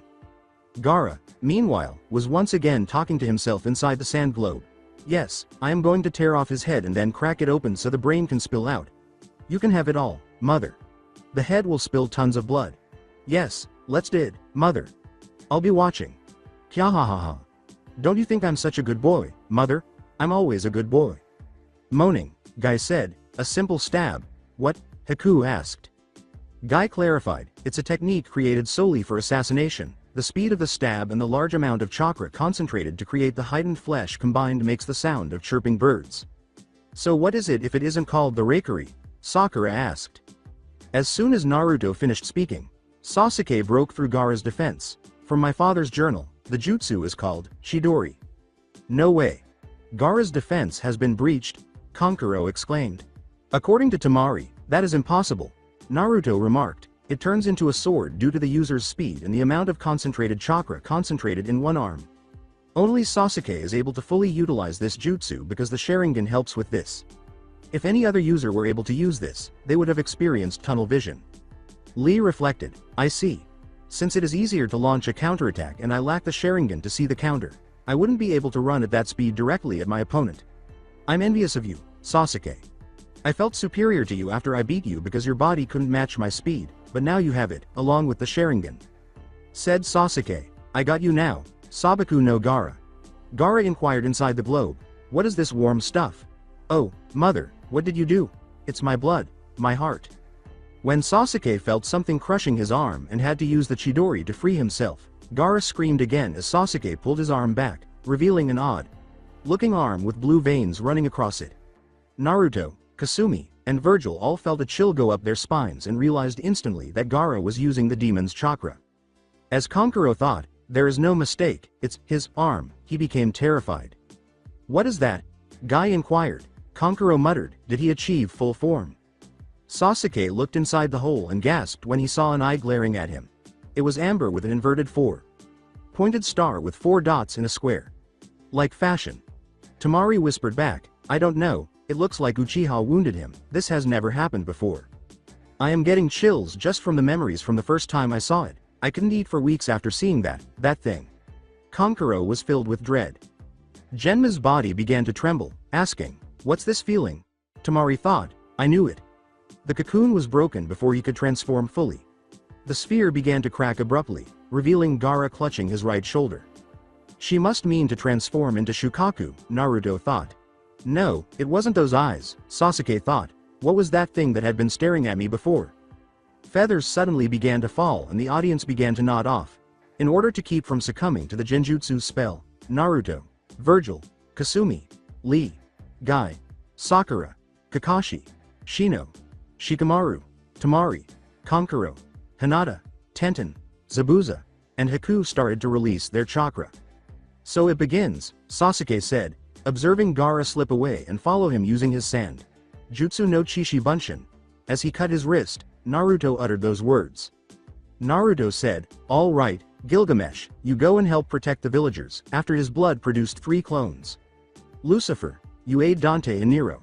Alistair, you go aid Kasumi and Virgil in their battle against the traitors. I'm pursuing Gaara. Traitors, said Kakashi. According to Naruto, apparently when we disbanded the civilian council along with the elders, we have not heard from them since that day, which means one thing. They are planning to take over Konoha, and since Orochimaru is causing chaos, they will use it to their advantage. So relay this message if you see a ne symbol on an Anbu mask. Kill him or her without hesitation. All right, Kakashi said, you go assist Sakura, Lee, Tenten, Shikamaru. Think of this as an A-rank mission. You 2 Suna children are under my jurisdiction, so you are free to remain here or go look for Gaara. After exchanging glances, Kankuro declared, I will stay, plus I owe Shino 1 for not draining me completely. With a nod, Shino and Kankuro strode off to battle. Temari decided to accompany Naruto and his entourage. Since Gaara is highly unstable as a Jinchuriki, I doubt that Sasuke will win against him even if he has Chidori in his arsenal. Your job is to stop Sasuke from battling Gaara and subdue Gaara as well before he can do any more damage. With a nod, the genin passed through a massive opening created by Guy, who had punched a sound nin through it. Let us go, guys! Exclaimed Naruto. I mean the clone who wields Naruto's devil arm. Roof. When the Cage threw a smoke grenade, Dante, Nero, and Jiraiya immediately went to work, eliminating the 2 bodyguards. However, 4 bodies unexpectedly emerged from the 2 halves. The Cage said, do it, after they had landed on each of the room's 4 corners. Yes. The bodyguards yelled. With their palms clasped together, they yelled, Ninpo, Shishienjin, together. Lucifer, Dante, and Nero climbed onto the roof and said, stay back, we will handle this. And how you suppose that you will handle this situation? Asked a female Anbu. Well, Lucifer said, glancing at the woman before leaping into the air and saying, first, I whip it out. He then pulled out red energy blades and hurled them at strategic points in the barrier, saying, then I thrust it with great force, every angle, it penetrates, with great strength. In the end, we are all satisfied. Lucifer landed in front of her, holding a rose in his mouth. He clapped, and the energy swords exploded, causing the barrier to waver. Lucifer then grabbed the rose, slid it under the ANBU's nose, and threw it at the remaining sword, saying, and you are set free. The rose broke, and the energy sword and barrier were destroyed. Engaging the Sound 4, the Anbu immediately went into action. After escaping the Cage's hold and revealing his battle armor by tossing off his Hokage robes, Sarutobi said, it has been a long time, Orochimaru. You knew? Orochimaru asked, startled. Sarutobi replied, of course, I knew. The Cage has never been interested in the Uchiha clan that much nor acknowledges Gaara as his own son. As Dante and Nero entered to join the Sandaime on the roof, Orochimaru watched. Nero said, look here, Dante, a gay pedophile. Dante replied, I see, I always wanted a snakeskin wallet. Lucifer, you go help those Anbu. The old man and us will handle Orochige. Okay, but first, Lucifer appeared behind Orochimaru with a red energy sword, but he spread it to make 4. Naruto looked to see that the Sound 4's teamwork was hard-pressing the Anbu. It was too late when Orochimaru turned to look behind him. The 4 energy swords that Lucifer instantly thrust up his ass exploded, causing the snake Sannin to scream like a girl. Dante and Nero laughed at the Sannin, while Sarutobi and the Anbu were shocked. Wow, Orochimaru got his ass raped, literally. Nero replied, goodbye, Orochimaru, that was my gift to you. Senengarashi. Lucifer style, Lucifer said, waving at Orochimaru. You insufferable Sparta, yelled Orochimaru. The Sandaime kicked the snake Sannin away when he attempted to strike him. Go, Naruto, exclaimed Hiruzen. Lucifer leapt away to land in the center of the battle, saying, don't die, Hokage.G, I told you that I am taking that hat of yours from you. Naruto looked around as the Sound 4 surrounded him. He saw a fat guy with an odd hairstyle, a tan 6-armed boy with black hair, a red-haired woman with chocolate brown eyes and a strange cap on her head, and a boy with bluish gray hair and an emo womanly face with another head that looked like his sticking out of his neck. Tayuya, she is one of the Sound 4, Orochimaru's elite bodyguards, Naruto recalled Kin having said. I am the only one who truly knows her, and she is my only friend. The Sparta was thinking, so that is Tayuya, she is pretty cute, she looks like a long-range type, maybe a genjutsu user. The fat guy is like Choji, but the emo girl and the Spider-Man I have no clue. The voice of Lucifer was, so I have an emo girly man, a Spider-Man, a fat lard and a pretty lady, story of my life. Who are you and how were you able to hurt Orochimaru? Sama, the chubby man asked. Lucifer bowing, oh, where are my manners? My name is Naruto Uzumaki Namikaze Sparta and how? That is a secret that you or the gay pedophile will never know, now introduce yourselves. He said, I'm Jirobo. In response, the Spider-Man said, Shikamaru. This is my brother Yukon, said the emo girly man. Says the girl. My fucking name is Tayuya, asswipe. Lucifer grumbled, such language from a pretty girl, I am going to have to fix that later. Tayuya yelled, shut up, bitch. You are going to die now for what you did. As the two charged at Lucifer, Saken said, Tayuya, calm down. You cover me and Jirobo with support with Shikamaru. Jirobo said, talkin' first. Taking the brunt of the blow, Lucifer raised his devil bringer. Please, you call that a hit? Terenkyaku, yelled Saken. His leg abruptly broke in three, aiming for Lucifer's torso, but Lucifer grabbed Jirobo and positioned him to take Saken's blow. Jirobo was thrown on top of the emo man by the Jinchuriki, who was taken aback. The shout, Kumo Nenkin, came from Shikamaru. He spat out a gold liquid that solidified into a number of kunai. In response to his jutsu, Lucifer said, now that is just plain nasty. Tayuya yelled, Kachiyose. Doki. As three monstrous creatures emerged in front of her, and Lucifer exclaimed, wow, you can summon the three stooges, what is next? Shikamaru threw his weapons, but Naruto avoided each one. With a growl, Tayuya summoned the creatures to pursue him with her demonic flute. After drawing three energy swords, Lucifer stabbed the Doki with them. Makio no ran, exclaimed Tayuya. Climax. Lucifer yelled, and the spectral swords instantly exploded on the Doki, dispelling them. Then Lucifer materialized before her, snatching her flute and shattering it in two. Son of a, Tayuya began, but before she could finish, Naruto thrust her palm into her chest, sending her flying into the wall and knocking her out. Jirobo exclaimed, Tayuya. Shit, everyone, go to Cursed Seal Level 1, Saken exclaimed. With wide eyes, Lucifer said, a Cursed Seal, just like Sasuke. I better be careful or else I am going to be in trouble. The combined efforts of Konoha and Suna, their double-crosser, quickly destroyed Orochimaru's forces as Gilgamesh continued to annihilate the Sound Nins left and right. For some reason, Gilgamesh soon discovered that there were demons as well. Gilgamesh yelled, kick 13, as he kicked a young girl's hell pride away. He shouted, run for shelter, go, and the girl chased after the throng. Gilgamesh turned to the seven hells and started kicking and punching them all to dust. The earth began to tremble and tremble shortly after Gilgamesh killed the final one. Sparta. A voice from hell screamed. Gilgamesh was thinking, damn, this demon has a strong aura and by the looks of it, it is pissed off. I wonder which one did it. Dante or Virgil? Probably Dante. Virgil is too level-headed to do such a thing.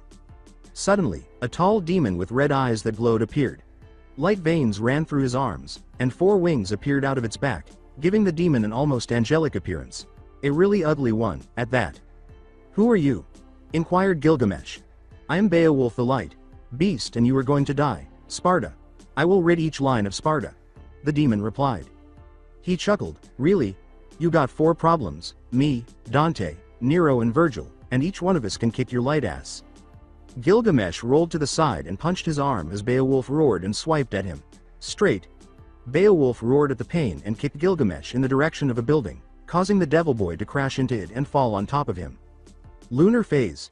Gilgamesh yelled as he exploded from the wrecked structure. He kicked Beowolf in the face, causing the demon to fall to the ground and roar in agony.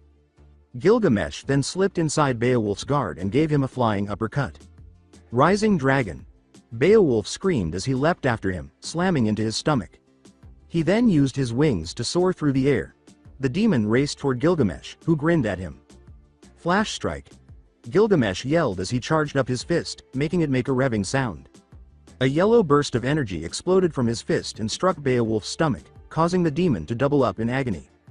Beowolf was flung into the air, and Gilgamesh jumped up after him, shouting, "Beast uppercut." The demon was slammed into the ground, and Gilgamesh spun in the ground to kick Beowulf's head with a spinning axe, separating his head from the demon's body. And now, real impact. Gilgamesh then lunged at Beowulf. Gilgamesh was immediately replaced by Beowulf's flash greaves and gauntlets after the half. Devil stole Beowulf's soul. Nice, I will definitely have fun with this later, my work is done here. Time to go. Deflected Gilgamesh, and the rest of the clones received the information. Alistair, Kasumi, Virgil, and Alistair passed through the subterranean passageway in silence. They recognized the words. Okay, the battle has started and the villagers are safe now. So in a few minutes, we will strike at them the minute Suna and Otto has them on the run. Now that won't be necessary, Danzo.san, Alistair remarked. Danzo was the first to recover after the elders, the civilian council, and himself were taken aback. He yelled, "We have been breached. Everyone scatter now, take over Konoha." Thanks to Virgil, Kasumi, and Alistair, the other members of the civilian council were not as fortunate as the conspirators Danzo, Homura, Kaharu, the Harunos, and 4-Root Ninja, who managed to escape. As he removed the sword from his back with an unearthly metal ring, Alistair declared, "Take over Konoha and kill Hokage. Gigi. Now that is sick and twisted.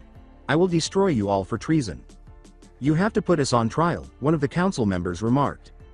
Kasumi pulled out Burial and gutted the spokesperson, saying, "Let's welcome chaos." The council member turned to ashes as the katana liquefied him from the inside out. According to Konoha law, if a person is caught in the acts of treason during the time of crisis, they are to be executed immediately. And what do you know? We are in a time of crisis. Weaving judgment. Virgil murmured. Slowly, the first son of Sparta sheathed his sword and moved between the Root Ninja's forces. Nearly 1/3 of the Root Ninja forces were reduced to gore and bloody fragments. In the most vicious manner the readers could imagine, Kasumi killed the Root Ninjas. Every now and then, she stopped to lick the hot blood from Burial before continuing to eliminate more Root Ninja. The emotion known as fear was something the Root had not experienced in years. As they were slain by Yamato, Alistair, and Burial's swords, their feelings gradually returned. Even though many of them were aware that they would all die, they continued to fight their foes, holding on to that shaky hope inside of them. With a shout, Alistair said, "Round trip." When Alistair threw the electric sword, it cut the Root Ninjas in two, and he killed them by punching, kicking, or twisting their necks until they were facing the back. Alistair looked around the underground base after receiving the sword back and saw that everything had been destroyed. The three were literally covered in blood, and there were dead bodies everywhere. "It appears that our guests of honor departed without receiving their gifts," Virgil said, wiping the blood from Yamato's body and putting the sword away. After observing the burning of Burial's blood, Kasumi remarked, "Yes, we should give them the gifts right away." It appears that Gilgamesh has completed escorting the villagers and he has also gained another devil arm, one named Beowolf, Alistair said, flicking the blood from his sword. Virgil laughed. "That demon, it took me 2 seconds to kill him while it took Dante 13. According to Alistair, Gilgamesh took 10 minutes, it kinda helps when you have the sword that can literally cut through anything and have the speed to do it. Kasumi responded, "Anyway, can we go now? I want to kill some more." Virgil responded, "Alistair, you deal with Danzo.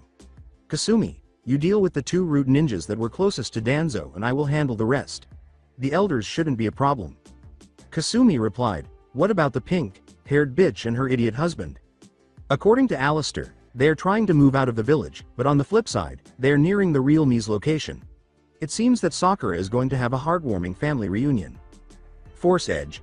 Real Naruto Tenten, Sakura, Hinata, Temari, Lee, Haku, and Shikamaru nodded as they bounced through the trees, and Naruto said, "The destruction of the forest is getting worse, we must be getting close."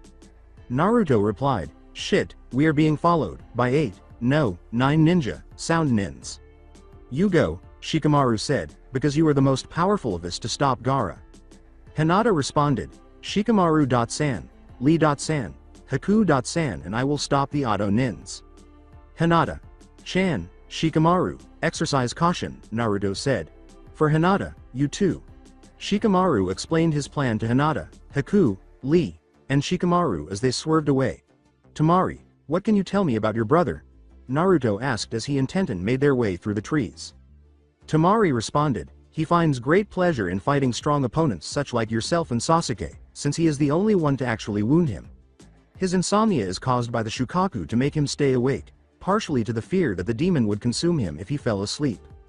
"Wait, so he is just like Naruto-kun?" Tenten asked. "Tell Naruto, you are a Jinchuriki too?" Temari asked. Replied, "Yes, I am. I am the Jinchuriki of the Kyuubi no Kitsune. So I understand Gaara more than you will ever know." Temari replied, "I see, then I understand what Shikamaru's hidden meaning was." "Naruto, you told Shikamaru?" Tenten asked. Naruto laughed and said, "No, I knew the old lazy bastard would figure it out. You can pick up a few things with an IQ of 200. Shikamaru, despite his laziness, noticed the glares I would get and the fact that I was always absent from class on my birthday, October 10th, which was also the day the Kyuubi was killed. When he researched the other Biju, he concluded that the Kyuubi was not killed because if the Kyuubi was really dead, then the villagers would have nothing to fear. I was surprised when he confronted me about it one day while I was training alone, but even more surprised when he said, that was too troublesome to think of me any different. I was still the annoying little bastard that he befriended in the academy and no demon was going to change it. So in basic terms, he accepts you, Tenten said with a smile. Yes, he does. Naruto then became serious and said, Tenten, activate your bloodline. It's time to get to work. According to Temari, bloodline. Demon Huntress Tenten in action. She hung back as the red barrier that everyone loves so much surrounded her and a Furiatorus appeared with a big-ass hammer in its hand. She watched as Tenten's eyes changed from chocolate brown to crimson and azure. She then pulled out a scroll and unsealed Kalina Ann and Lady's various guns to strap them to her persona. Tenten pulled out Kalina Ann and fired a missile at the demon, saying, this is going to take a while. Gaara was holding his head when Sasuke, the Uchiha, said, I don't know what is going on, but I have a feeling that you are a part of all this, and I want to see your true nature. You are exactly like me, Sasuke Uchiha, he said, as blue veins began to appear on his face. After I kill you, I will be the one to have destroyed all of that because you are strong, have friends, and most importantly, have ambition.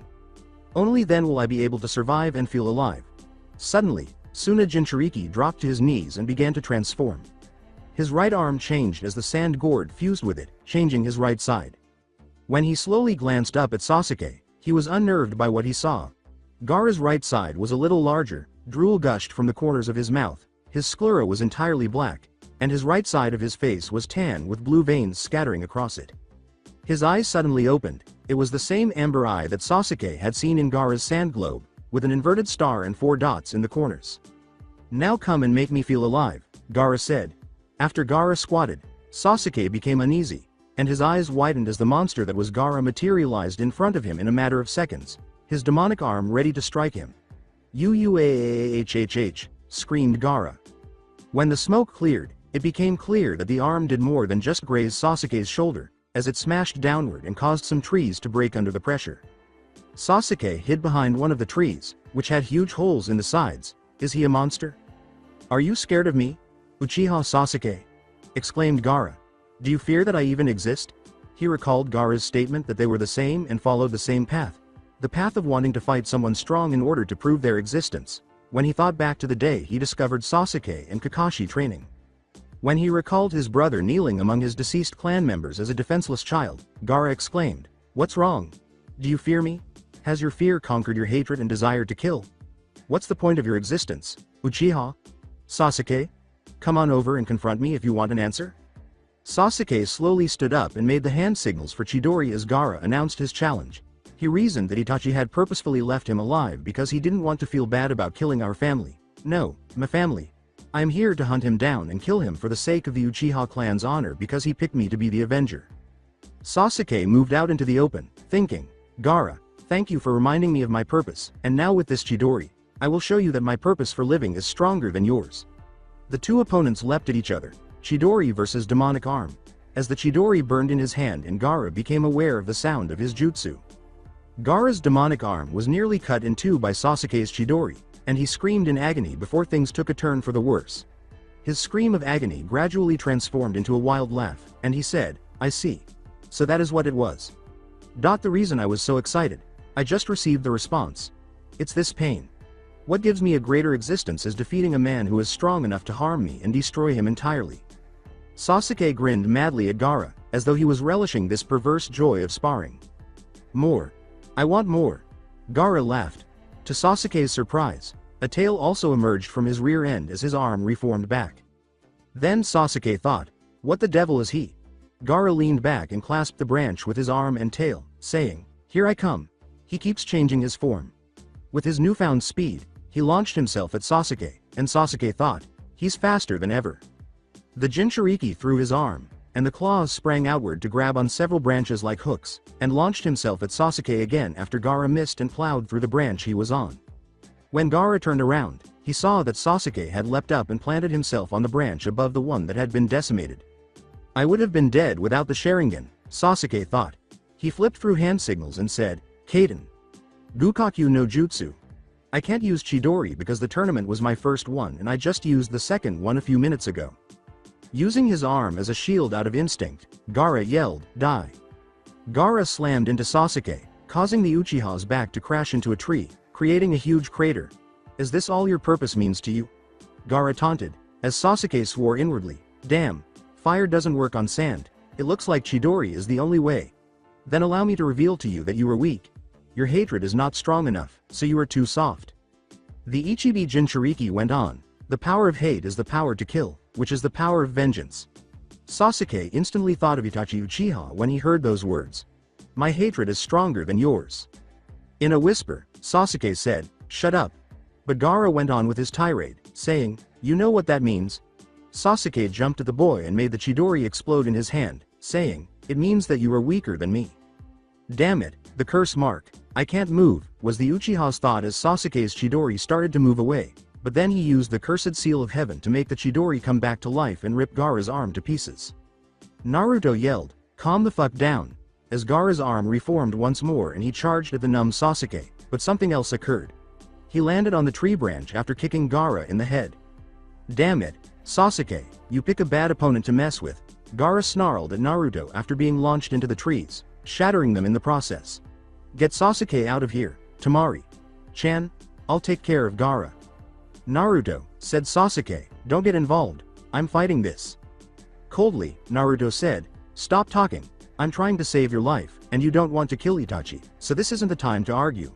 You can't defeat Gaara because it seems like you can't defeat a small hikimark that you received from Orochimaru. Naruto reminded Sasuke of his objective and ambition, causing him to stiffen. Temari, go now. You are the one who stopped me from killing that spandex boy, Naruto commanded, and Temari nodded before removing Sasuke from the two Jinchurikis. Drawing force edge from his back, Naruto pointed at him and said, yeah, I am the one who stopped you, and the one who is going to kick your ass. His next thought was, this fight is going to take some time. Damn it all. Roof. Orochimaru was furious. His forces were destroyed, his snake summoners were killed. Suna had betrayed him, his sensei was prepared for his plan, and he was joined by two Spartas. These were undoubtedly Sparta's sons, and they were seasoned in combat. His sound 4 bodyguards were getting kicked in the ass left and right by the Namikaze boy, and worst of all, his asshole was sore and ruptured. That Sparta ruined my plans, which I had been working on for years. That boy ruined it all, I'll murder him if I get the chance. Shuriken Kage Bunshin no Jutsu, exclaimed Sarutobi. Summoning. Edo Tens, Orochimaru retorted. Go to hell. Nero cocked back his devil bringer and seized him. He slammed the snake bastard into the ground, disrupting the jutsu while Dante charged at Orochimaru, Stinger. Oral rebirth, Orochimaru declared. As Dante stabbed the body, his mouth opened, but the actual Orochimaru emerged from it. That is disgusting.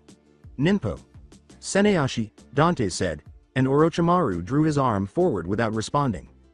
Hiruzen Sarutobi screamed, you are not going to get away, Orochimaru, you will die here. A number of snakes emerged from his sleeve, ready to bite Dante, but Sarutobi's shuriken flew to chop off the snakes' heads.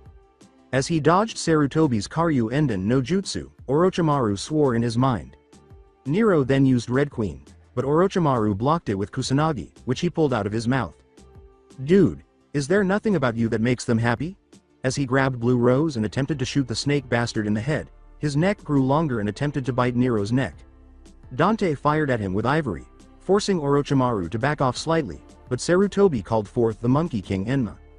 "Are you going to settle this with Orochimaru at last, Sarutobi?" Enma asked. "You've got him fugitive, so what do you need?" In response, Sarutobi said, "The Konganoi swiftly." With a nod, Enma said, "Konganoi." The snake Sanin retaliated by swinging Kusanagi no Tsurugi at the monkey, but the head ducked back into the staff, and Orochimaru saw that Nero was walking on top of it to slash at his head with Red Queen.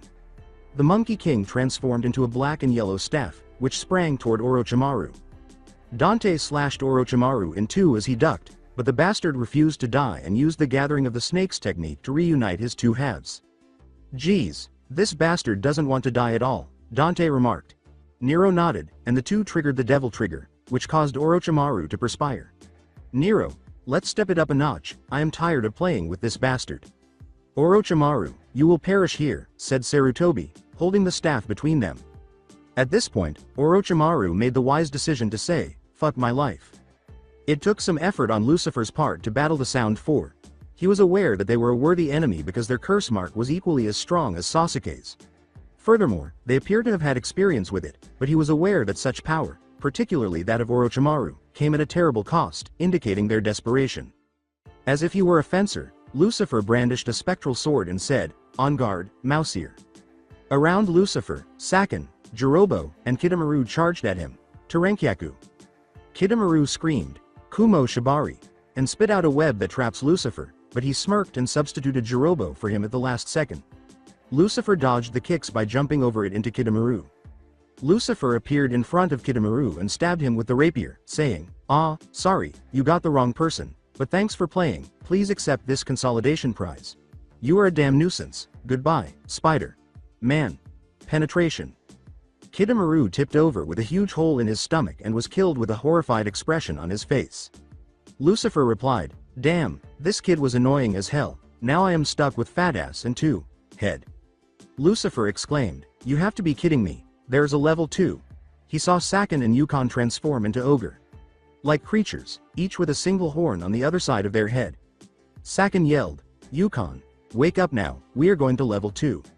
Lucifer remarked, "And I thought that you two were ugly before." The two parted ways, and their left and right sides were covered in red skin that resembled armor.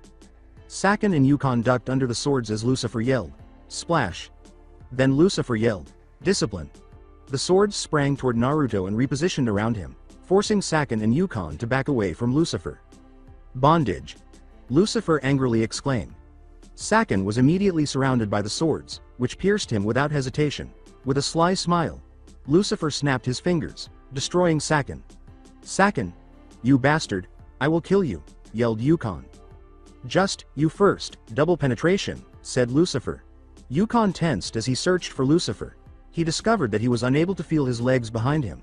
Lucifer snapped his fingers after he glanced down and saw two ghostly swords in his thighs.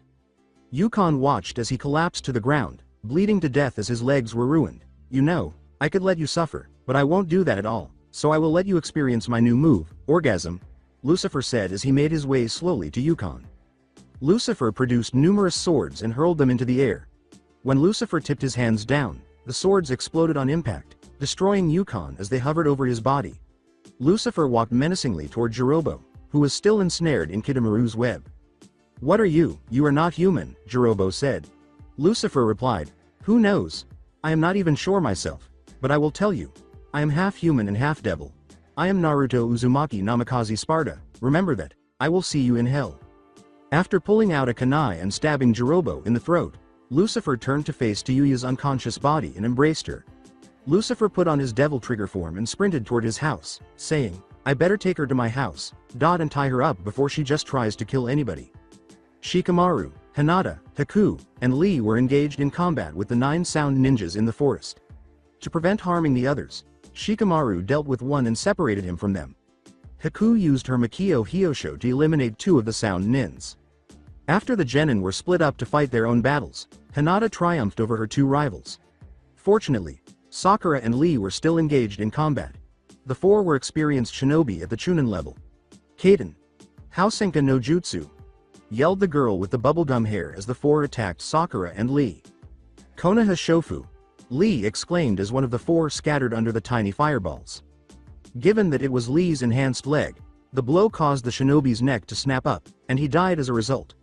A sound wave was directed at Sakura, who jumped away before yelling, "Kaden! Heisekiho no Jutsu!"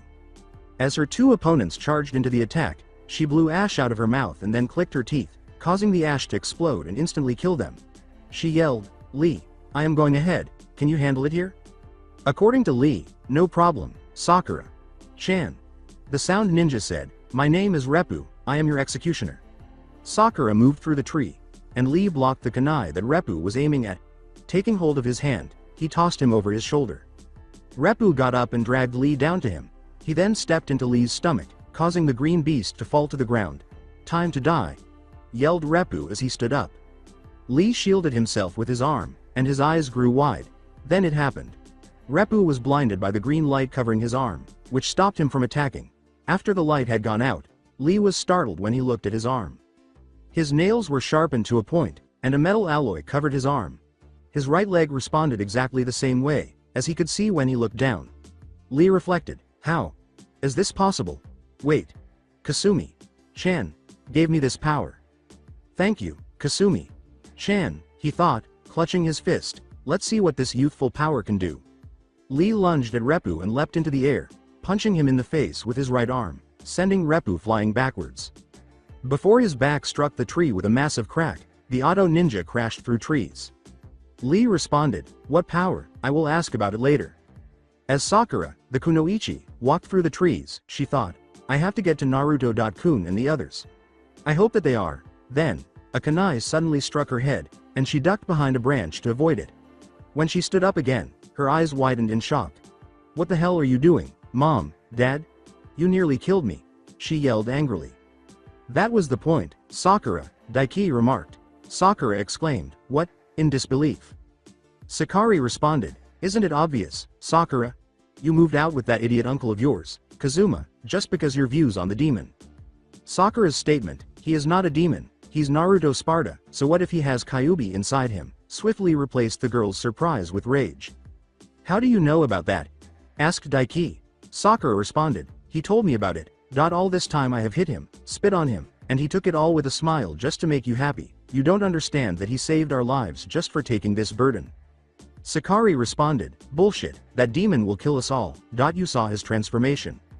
Replied, "Would a demon place himself in front of a sword to save his girlfriend? Would a demon save my life knowing that I was in danger? Would a demon know emotions such as love and kindness? The answer is no. Yet Naruto has done every single one of these things, and whenever I am around him, he makes me feel like I can do anything. I am someone. Everything about him is so real, his smile, his laugh, his touch. I have never felt this way towards Sasuke at all. I know that I have feelings for him." According to Daiki, "You have feelings for that demon. His name is Naruto." Sakura became irate. "You are so annoying, just like your sister," Sakari remarked. "Sister?" Sakura asked. Sakari responded, "That inner voice in your head. That is your sister. Unlike you, she was rebellious and she was kind to the demon. No matter how much we erased her memory or beat her, she would always go back. Finally we had to take her soul and place it into your mind. We erased your memories of that and left it be. Then your sister started imprinting her persona on you. We couldn't have that and we placed a seal that inhibited her from influencing you and did the opposite of what she wanted." You killed my sister?" exclaimed Sakura. According to Daiki, "For the greater good." Sakura responded, "Fuck that. For the greater good, shit, and you have the right to call Naruto a demon? You are worse, the nerve to call Naruto a demon. His heritage proves that he is a demon," Sakari remarked. Sakura stated, "He is not a demon, he is something that far worse, he is a devil with a human heart." Now picture it, Naruto with the power of Kyuubi and his heritage coupled with the emotions and feelings of the human heart. A bad combination. If someone tries to hurt his friends, he will tear you apart. "Now I will not forgive you for what you have done. You too will be brought to justice," Sakura said, clutching her fist. "After all we did for you," Daiki uttered. She said, "Shut up, Daiki." Sakari yelled, "How dare you talk to your fath?" Daiki was taken aback by the sheer hate in Sakura's voice, and before she could finish, Sakura launched herself and punched her mother in the mouth. Sakura replied, "As far as I am concerned, my family is dead to me." "Sakari, you will die for that," Sakura yelled Daiki. With a sour tone, Sakura said, "Come and try, bitch." Sakura dodged Daiki's blow and punched Daiki in the stomach as he pulled out a kunai and lunged at his ex-daughter. Sakura kicked Daiki in the chest, sending him crashing into the tree trunk as he staggered back. With lightning speed, Sakura struck her ex-father in the chakra-laced stomach. As the blow struck and he was hurled through it, Daiki coughed up blood. Sakura dodged Sakari's swipe as she approached from behind. When Sakura saw the decaying tree trunk, she thought, poison. Figures since my mother is such a conniving bitch. You will pay for touching my beautiful face, Sakari remarked. Snorting, Sakura said, HMPH, I don't see anything pretty about it at all. Sakura said, please, you can defeat me, Sakari, after Sakari let out a battle cry. She then knocked the poison kunai out of Sakari's hands and performed a sweep kick, which caused her ex-mother to fall to the wooden branch. Sakura then swiftly followed up with an axe kick to Sakari's solar plexus, which effectively rendered her unconscious, and then she grabbed her former parent, looking to see that Daiki was still moaning in agony, before throwing his wife on top of him and sending him knocking down again. You're a bitch. Daiki uttered those words. Sakura responded, that is right, I am a bitch, the bitch who just kicked your ass. I can't believe it, my inner self is actually my twin sister. I hope Naruto-kun is alright. Sakura rapped him on the forehead, knocking him out, and secured her parents with ninja wire, making sure to remove their weapons and any escape routes. Rooftop. With his old sensei, Dante, and Nero surrounding him, Orochimaru was gasping for air. Come on, you tired already? Even though we haven't even gotten close, it's time for you to die, showdown. Dance macabre, yelled Dante. Orochimaru cried out in agony as he was cut into fragments. Finally, Sarutobi said, Kaden, Gukakyu no Jutsu. As he was completely burned, Orochimaru screamed, but then someone yelled, Sweden. Mazurapa. Orochimaru gritted his teeth and said, Orochimaru. Sama, Kabuto hurried by his side as the water doused him. We must retreat. Like hell you are, said Dante. Dante gritted his teeth and said, damn it, after demons suddenly materialized in front of them, allowing Orochimaru and Kabuto to escape. Dante pointed out, I hope you all know what you just did. Pissed me off. This is going to cost you all, go for it. Swords were summoned. Nero exclaimed. Nero remarked, why did they come here? Sarutobi removed the Konganoi and swung in an arc as it extended, destroying the demons. Were they attempting to keep Orochimaru safe? As they pursued Danzo and the elders, Alistair, Kasumi, and Virgil said, the four root ninjas are stopping, it looks like you will be taking the elders and Danzo. When the three halted to confront the four root ninja, one of them uttered the words, you will not pass. Alistair remarked, good, those three have been a pain in Gigi's ass and made my life a living hell. Alistair, go. And be careful, Kasumi said. Smirking, Alistair said, hey, I am always careful. Alistair stepped past the root ninjas, and one of them flashed black bugs from his skin. An Aburame, huh? Kasumi grinned. No, not really. Yelled Kasumi. Kitsune.bi. Alistair was able to pass after the bugs were reduced to ashes by the foxfire. Virgil replied, what are your codenames, seeing that the man erased your life? Torun.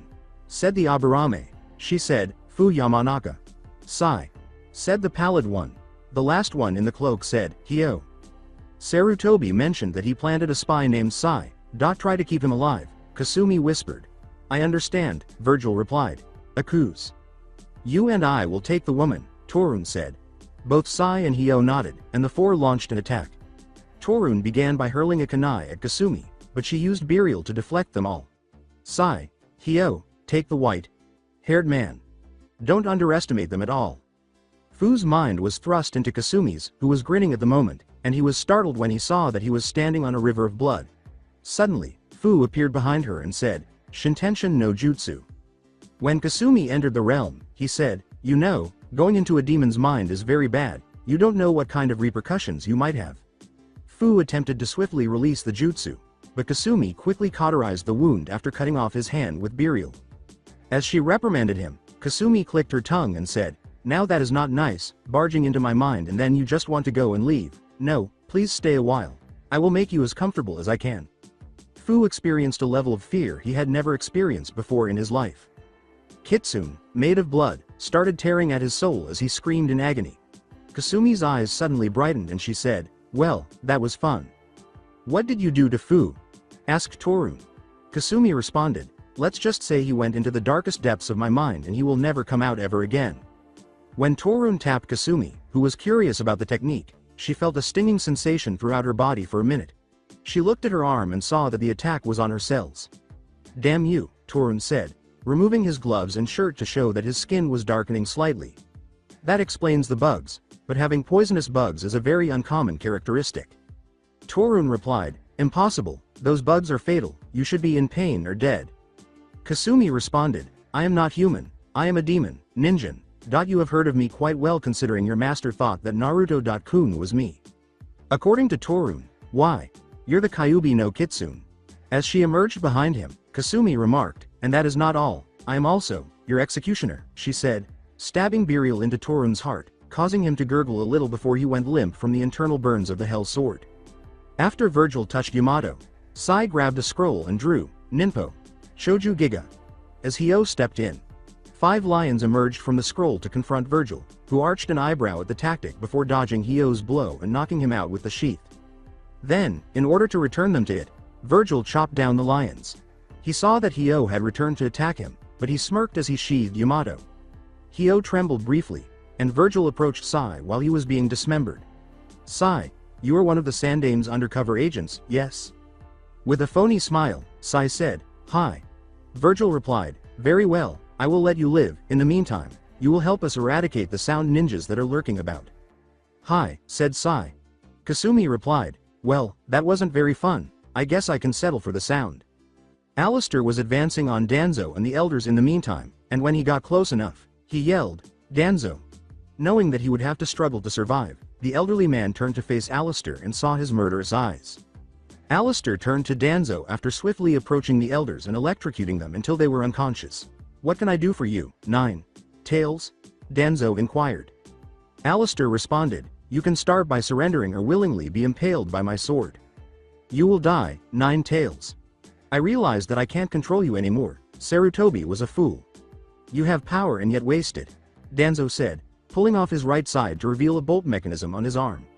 Alistair then attacks, but Danzo blocks him with his kunai with his free hand. You destroyed my opportunity to rule this village and establish an empire. War is unnecessary. You would oppose a whole country merely to rule the 5 great countries, Alistair declared. Demons are tarnished by people like you. In fact, you are worse than them. Newborns who have their emotions taken away are incapable of understanding right from wrong. You are such a nuisance, Sparta, rest assured that I will kill you, Danzo said, opening the remaining bolt mechanism to show that the Sharingan, 10, to be exact, had been embedded in his right arm. You bastard, you took the Uchiha's eyes when Itachi killed them, Alistair replied. Alistair remarked, you are so dead, Danzo. Danzo responded, the opportunity was there and I took it. Not only did you destroy my life, but you also used Itachi's pacifist methods to persuade him to murder the Uchiha clan. So you know, Danzo commented. Naruto replied, Gigi took the time to tell me everything about you, Danzo. Danzo replied, such a waste of power, I could have made great use of you, 9 Tails. Alistair charged at Danzo, using his devil trigger, Stinger. As he stabbed Danzo, Alistair yelled, but he vanished. What? Said Alistair. Shinkua, Fuden said, Danzo. Alistair was sliced only to reveal that it was a Kawarimi. Alistair appeared behind Danzo and shouted, Vortex. Alistair ripped Danzo to pieces once more, but the jerk returned unharmed. How is it possible for him to evade my blows and show up unscathed? Hold on, one of his eyes just closed. Apart from the Mangekyo, does the Sharingan possess any other powers? Alistair believed that it could only cast a black fire that could burn anything and an unbreakable genjutsu. Your guard is down, 9 Tails, Danzo said. Fuden. Shinku Reppa. Alistair sidestepped the blow, but one of the wind blades nicked his side. Danzo then attempted to cut with a wind kunai blade, but Alistair blocked his blow by raising the broadsword. Damn, the bastard used a binding seal on me, I need to break it now.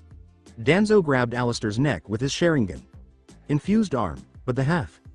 Devil grabbed loose from his holster and shot Danzo, causing the man to fall to the ground. Once more, Danzo emerged and yelled, Futon. Shinkagyoku. By sheer force, Alistair broke the seal and leapt into the air, flying at Danzo and stabbing him in the right shoulder before he was surprised by wood blocking his path. Mokuton 2. You have been in contact with Orochimaru to get your arm with the Shodem and the Sharingan, so there is only one person who could have assisted you with this, Danzo. Danzo replied, of course, I need it if I am going to control you. 9. Tails. I dare you to use your power, your real power. You don't understand, Alistair said with a laugh. I am not a woman with crimson hair and blood-red eyes, nor am I the Kyuubi. You mean that woman is the Kyuubi? Danzo asked. Alistair grinned and said, the one and only. Danzo replied, well, I will kill you first and then I will have to take out that white-haired man. Oh, I am pretty much giving you a hard time as it is, Alistair said with a laugh. Time is running out, Danzo. You're becoming desperate. So every time I attack him fatally, he uses that Sharingan technique and disappears, Alistair said, charging at Danzo and lopping off his head before he used the technique again, and Alistair saw that his fourth eye had closed after a minute. Within a minute of his rematerialization, his eye closes. As he repeatedly attacked Danzo, he thought, he has 6 left, no 7. I have to take into consideration that his right eye is a Sharingan too. Anyway, what is that move? You appear to be exhausted from using it, which indicates that the strategy you are employing to evade my attacks is severely depleting your reserves, Alistair inquired. Danzo replied, it is called Izanagi, a powerful genjutsu that I can cast on myself. Temporarily I can bend reality and illusion, thus avoiding death. Yelled Alistair, Stinger. Danzo disappeared only to appear behind Alistair and tried to stab him, but Alistair used the Kawarimi and kicked at the side of Danzo's head. Alistair shouted, Thunder Drive. With a reverse grip, he hefted the demonic broadsword and blasted Danzo with a light blue blast. As Alistair rose in the air, Danzo swiftly sidestepped it and exclaimed, high time. Danzo was forced to use Izanagi yet again to avoid Alistair's strike. 3 to go. Danzo yelled, Kachiyose no Jutsu. While biting his thumb, he called forth a nightmare eating tapir, known in legend as a Baku. Danzo expected Alistair to charge through the smoke, but he was nowhere to be seen. The summon opened its mouth and started to suck everything in it. Alistair threw his sword at its mouth, and it pierced through the summon animal, causing it to return to its realm dead. Danzo was unprepared and about to use Izanagi when Alistair suddenly materialized next to him and punched him in the face. Danzo's right eye was in excruciating pain, and it seems that Alistair threw a splinter through it, rendering it useless. Grab this. Million stab. When Alistair yelled, Danzo was prepared and used Izanagi once more. Damn it, I can't escape. He's on me in an instant every time I move. Alistair said, either way, Danzo, you lose, you can surrender and die or just die. The old fart thought, I can only use Izanagi one last time and I barely have any chakra to anything. I will not die, Sparta, Danzo declared. Oh, the Sparta said. Well, it's Sparta now. How did 9 Tails end up? Danzo replied, you are not the Kyuubi, but you are still a demon. No, I am worse. I am a devil with a human heart, Alistair remarked. Alistair continued, you should never mess with that combination or else, you will die. He swung his fist, but Danzo ducked it only to realize that he was only calling Alistair back to him, and it was aimed at Danzo. Izanagi, damn you. Danzo pondered. After he vanished, Alistair arrived at the destination and severed his right arm, causing Danzo to scream in agony. Damn you, Sparta. Alistair uttered, stop talking. Using less chakra, he shot Ombre in the head, knocking him unconscious. Then he shot Danzo in the kneecaps and elbow, leaving him crippled. He returned to his original form just as Kasumi and Virgil showed up with Kaharu and Homura bound. After relieving himself on Danzo's face, Alistair told him, good, our task is complete. Now all is left is for Boss to take care of Shukaku. He dispelled himself, turning into blood. Avoiding another swipe from Gaara's arm, Naruto uttered, damn, I can't get a break today. Suna Shuriken. Gaara shouted. Naruto dodged each one of them and said, oh. Shut up and die, Sparta, yelled Gaara. Gaara extended an arm toward Naruto, who yelled, Stinger. That's it, Uzumaki. You are strong, but my purpose will win. Gaara roared crazily as Naruto passed the Jinchuriki, causing the arm of sand to split in half. I fight for myself because I only love myself. You stand up for people who will ultimately turn on you. That is where you are wrong, Gaara, Naruto remarked. I have lovers and friends who accept me despite the fact that they are aware that I harbor the Kyuubi no Kitsune within me. I will fight to prevent you from harming other people because of this. Futen. Mugen Sajin Daitopa, yelled Gaara. The Suna Jinchuriki blew sand at him and Naruto moved behind a tree to avoid the stinging sand blast. Naruto smirked, take this. Million stab. Gaara felt force edge pierce through his body and Naruto finished as he said, break down. Naruto followed Gaara as he flew back, saying, "Oh no, you don't, high time." Gaara was launched into the air and then Naruto said, "Aerial Rave." Naruto landed on Gaara after he coughed up blood, saying, "And now? Helmbreaker. No, I can't lose to you." Gaara screamed as he fell after Naruto used the flat side to send force edge onto his head. Aha. As Gaara's sand grew to enormous proportions, Naruto observed, "Wow, you are a big kid now, aren't ya?" The Shukaku medium lifted its giant hand and said, "Sabaku Susu." Naruto's grin never left his face as he was completely covered and then Gaara said, "Sabaku Q." However, Naruto in his DT form emerged from the exploding sand, rising to the surface and hovering in midair. "Let's get down to business. Drive." After cutting off Shukaku's arm with a yellow streak, Naruto said, "Thank you for keeping me entertained thus far, Sparta Naruto," as Gaara's actual body materialized atop the Shukaku's head. "I'll now demonstrate the Shukaku's power for you. Niri Tanuki no Jutsu." "Ha ha ha, I'm finally out, Hiyahu, and there is someone I want to kill right off. Wait, you are a descendant of Sparta." Naruto saw the Ichibi's eyes brighten, and he yelled, "Why yes, and now I will be the one to make you kick the bucket." "Insolent devil, Fuden. Renkuden," yelled Shukaku. Naruto exclaimed, "Drive quickly." The wind bullet caused the slash to crash, and Naruto hurried to Shukaku's head to execute the million stab on the Biju. Shukaku roared in agony and attempted to swipe at Naruto, but he retreated, and the Jinchuriki yelled, "Helmbreaker." When Shukaku's arm was severed, Naruto yelled, "This is it, take it, macabre dancer. You can't beat me, Shukaku. Surrender now," Naruto said as the Ichibi fell backwards, defeated, and Shukaku roared in agony as the blows rained down on him. Shouting, Shukaku said, "Never, then take this," Naruto said. "I haven't fully mastered it, but it's more than enough to beat you. Overdrive." The Tanuki screamed in agony as he began to vanish after the two shockwaves struck Shukaku, but Naruto caught his soul before anything could happen. "Geez, I thought you were a nuisance before. Now let's get you out of their woods." Naruto flew towards the hospital after the soul changed into a large halberd and he saw Gaara fall to the ground before catching him. The invasion had failed, and not much of Konoha had been destroyed. Omake. The penalty of Tayuya. When Tayuya awoke, she was bound with ninja wire and yelled, "What the fuck? Who in hell did this to me?"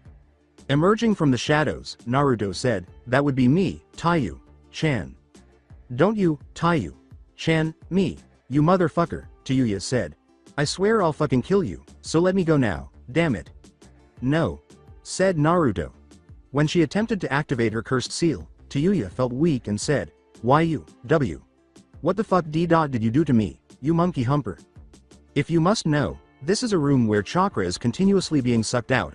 How am I resisting?" Naruto said. "Because the seal absorbs the chakra it doesn't recognize, you are essentially worthless," says Tayuya. "Eat shit," Tayuya said. "What the fuck are you going to do?" Naruto said, "You need to watch your language, I was sunk." With a spooky grin, Naruto said, "Yes, would you like to test me?" "Fuck you," said Tayuya. She was suddenly on Naruto's lap when he said, "It's time for your spanking for Sparta, Taiyu-chan." He lifted his hand and gave her a hard spanking on the butt. Tayuya's cries could be heard throughout the room, and she learned that day not to curse a lot, but she would still do so in the house when they were alone because she had gradually come to enjoy it. Orochimaru's agonizing ass rupture in Omake Sarutobi escaped the Kazecage's hold and flung off his Hokage robes to reveal his battle armor as the Anbu launched into action by confronting the Sound 4. "It has been a long time, Orochimaru." Startled, Orochimaru said, "You knew?"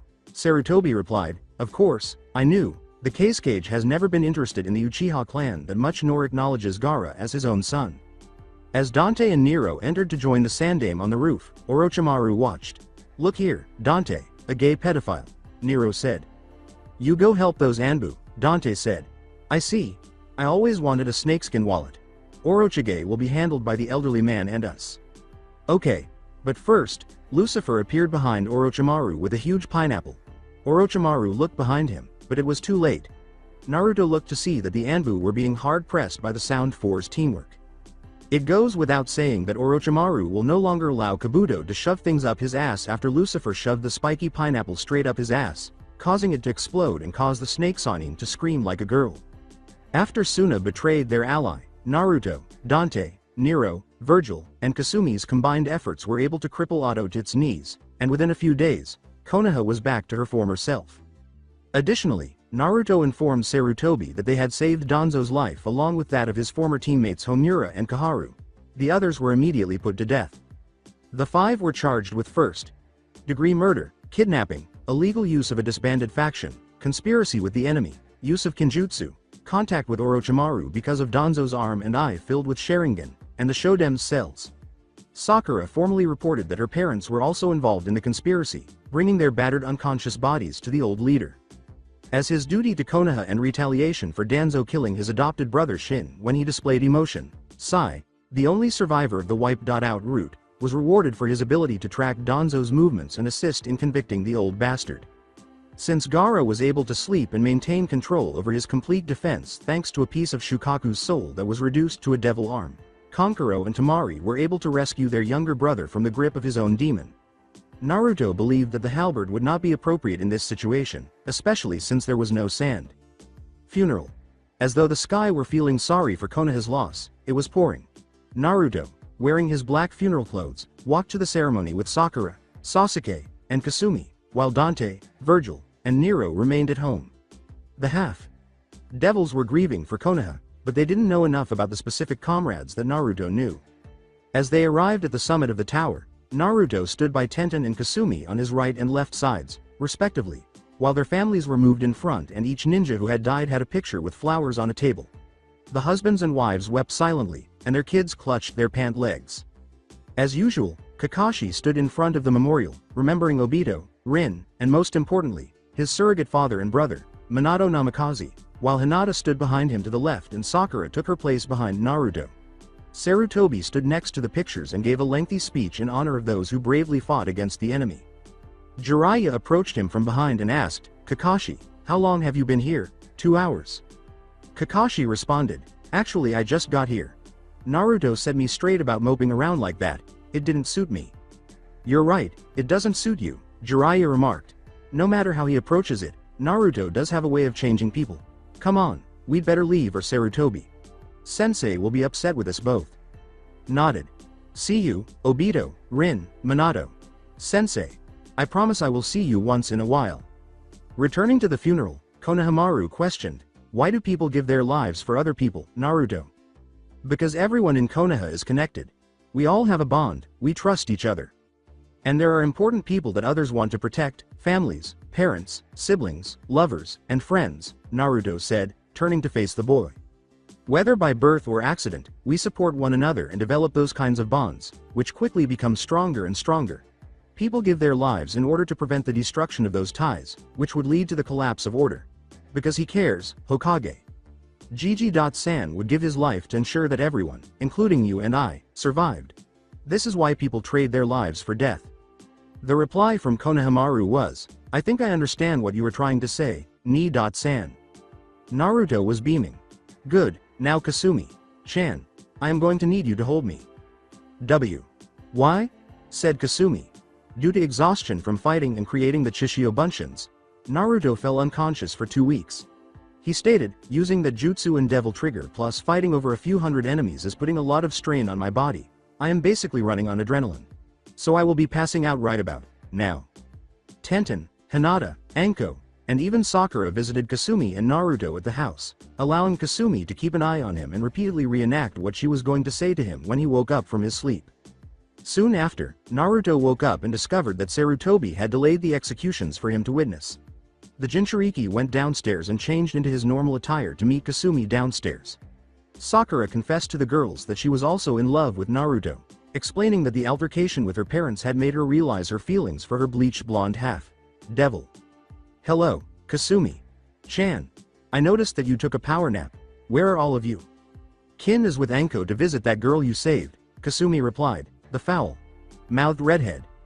"Hinata, she's at home and needs to run errands with her dad. Sakura is at home while Tenten is at the store. Since you had to defeat Beowolf, a number of demons have been appearing, so Dante, Virgil, and Nero are out hunting them." "Oh, okay," said Naruto, "what's going on today?" Kasumi laughed. "Our little old friends are getting executed, Sarutobi.San postponed it just for you." Naruto looked into Kasumi's eyes and said, "Hey, sweet Kasumi-chan, what's wrong?" With a flush, Kasumi said, Nothing. I can see it in your eyes, Kasumi. You are practically dying to tell me something, Naruto remarked. What is it? When we first met, Naruto-kun, I thought you were happy. Go, lucky idiot. Well, before your bloodline was awakened, the demon said with a great sigh. I was determined to kill you when I smelled Sparta and said you were his descendant. You reminded me of my failed romance, and I was furious to learn that Dante and Virgil's human mother had married him. You could have turned me into a devil arm after defeating me, but you chose to spare me because you respected my strength. I saw a little Sparta in you, and you saw me for me. I admit that on that date with Tenten, when you danced with her, I was a little envious of her as I watched you gain power and find love. Hinata followed, and then Anko. Along with Nero's interference, it took some time for me to realize the truth. Kasumi-chan, what are you saying? Said Naruto. As they said, actions speak louder than words, so the Sparta remained silent when Kasumi said, I love you, Naruto-kun. I want to be with you. That took a lot of courage for you to say, Kasumi-chan, he said, embracing her. The Kitsune woman declared, I am a demon. Romance and love do not exist in the Makai realm. You had to fight for and take someone by force if you wanted them. I was looking for someone who was honorable and stronger than me, and I found Sparta. As he said, Kasumi-chan, of all the girls here, you know me the best since you have been sealed inside me for 13 years. Naruto lifted her face to meet her submissive crimson eyes. I will therefore treat you with the highest respect, just like the rest of my girls, and I'm somewhat relieved that you told me this. With Naruto's hands firmly on her hips and Kasumi playing with his bleached blonde locks, trapping her hands, the Jinchuriki leaned down and gave her a passionate kiss on the lips, which Kasumi returned with ferocity, pressing her body closer to his warm body. The two then broke the kiss, and Kasumi gasped, oh my, it was better than I imagined before. Naruto replied, glad you think so. I had a lot of practice, but you already know that. Yeah, so, are we going to tell Sasuke the truth? Kasumi asked. Naruto stated, we should tell him because the main conspirators are going to be put to death, but we have to exercise caution. If we locate Itachi, we can save him and give him the chance to kill the real killers. Otherwise, Sasuke might be angry with Konoha and try to flee to Orochimaru to join him for their shared objective. Kasumi responded, if he does, I will kill him. Without remorse, his ancestor is the cause of all your troubles and Sasuke could potentially be a threat. Even though he is a little conceited, I don't think he would be a threat, Naruto stated. However, enough of this, let's move on. Kasumi gave a nod, and the two left through the door. Hokage's office. Naruto greeted the elderly man, what's up, old man? As they entered the room to meet Hiruzen Sarutobi. Hello, Kasumi and Naruto. How have you two been? Said Sarutobi. Naruto responded, fine, Oji-san. Listen. I would like to know if you are going to tell Sasuke the truth and recall Itachi Uchiha. I think I should do that, Sarutobi said, his smile turning serious. I have already messed up with secrets with you, and now this. Itachi's survival raises the possibility that Sasuke will view it favorably. Kasumi responded, on the other hand, he might become loose and try to destroy Konoha. How do you know Sasuke, Kasumi-chan? Inquired Sarutobi. Oh, I forgot to tell you, Oji-san, Naruto remarked. Sarutobi immediately grabbed a kunai and glared at Kasumi, introducing himself as the Kyuubi no Kitsune. Why is she here, and why did you help us? He asked. Take a chill pill, Oji-san, Naruto said. Her attack on the village was not her fault. How did you manage to escape the seal? Asked Sarutobi. Naruto pointed to the choker and a necklace that resembled his seal on his stomach, saying, she didn't. I freed her from her confinement, but the seal is still alive. According to Sarutobi, but she could. No, Oji-san. The problem is that I can control her power more easily if I wanted to, Naruto stated gravely. She has most of her power within me, and if I want her to, she can be as strong as Ero. Sennin. In addition, I don't have to continue because I love and trust her.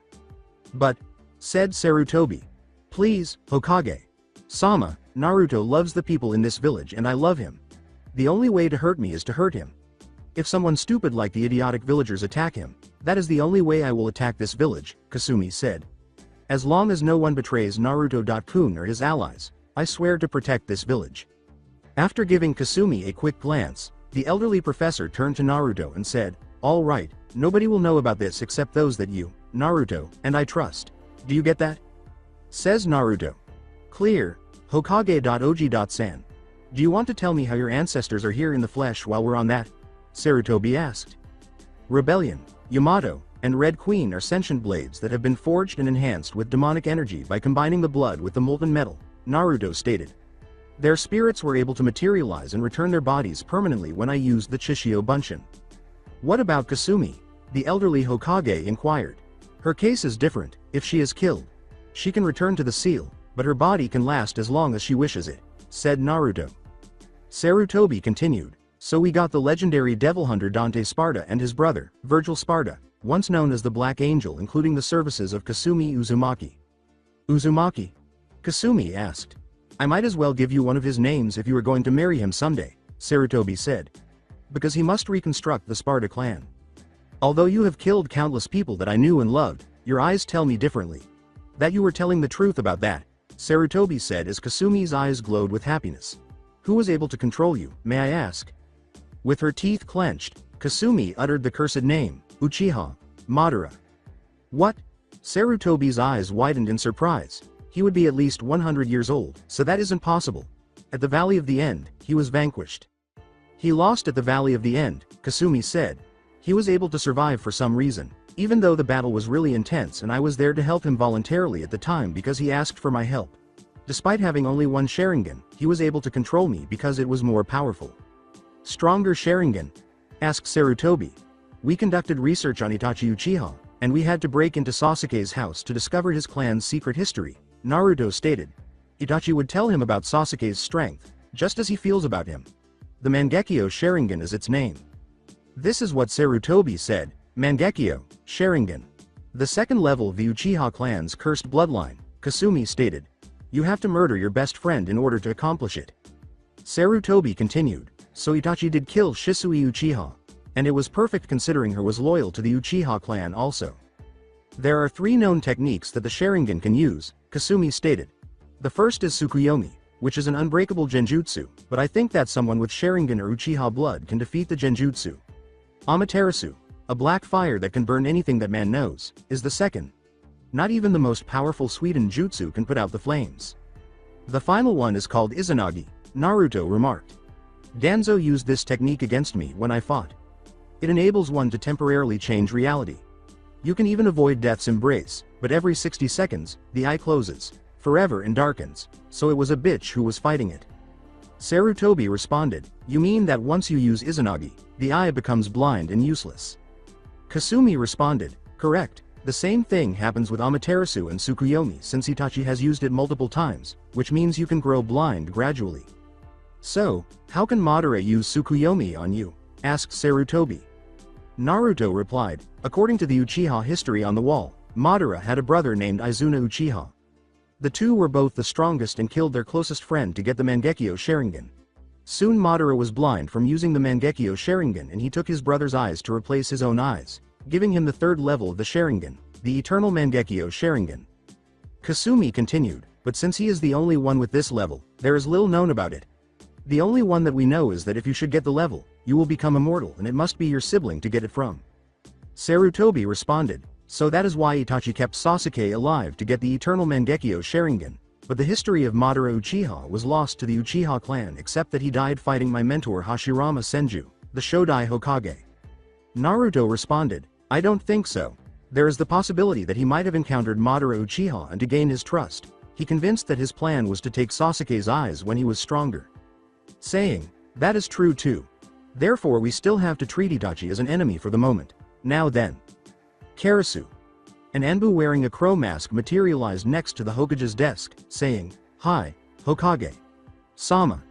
Sarutobi then said, bring Sasuke Uchiha to me please. Hiruzen grinned and said, Naruto Sparta, by the order of the Hokage and the esteemed Shinobi Council, I hereby instated you as a Chunin for your performance at the Chunin exams and for notifying us about the invasion by Otto, also for subduing Gaara of the desert. The Anbu nodded and subtly used a Shunshin to get Sasuke and the Hokage turned to Naruto. Are you serious?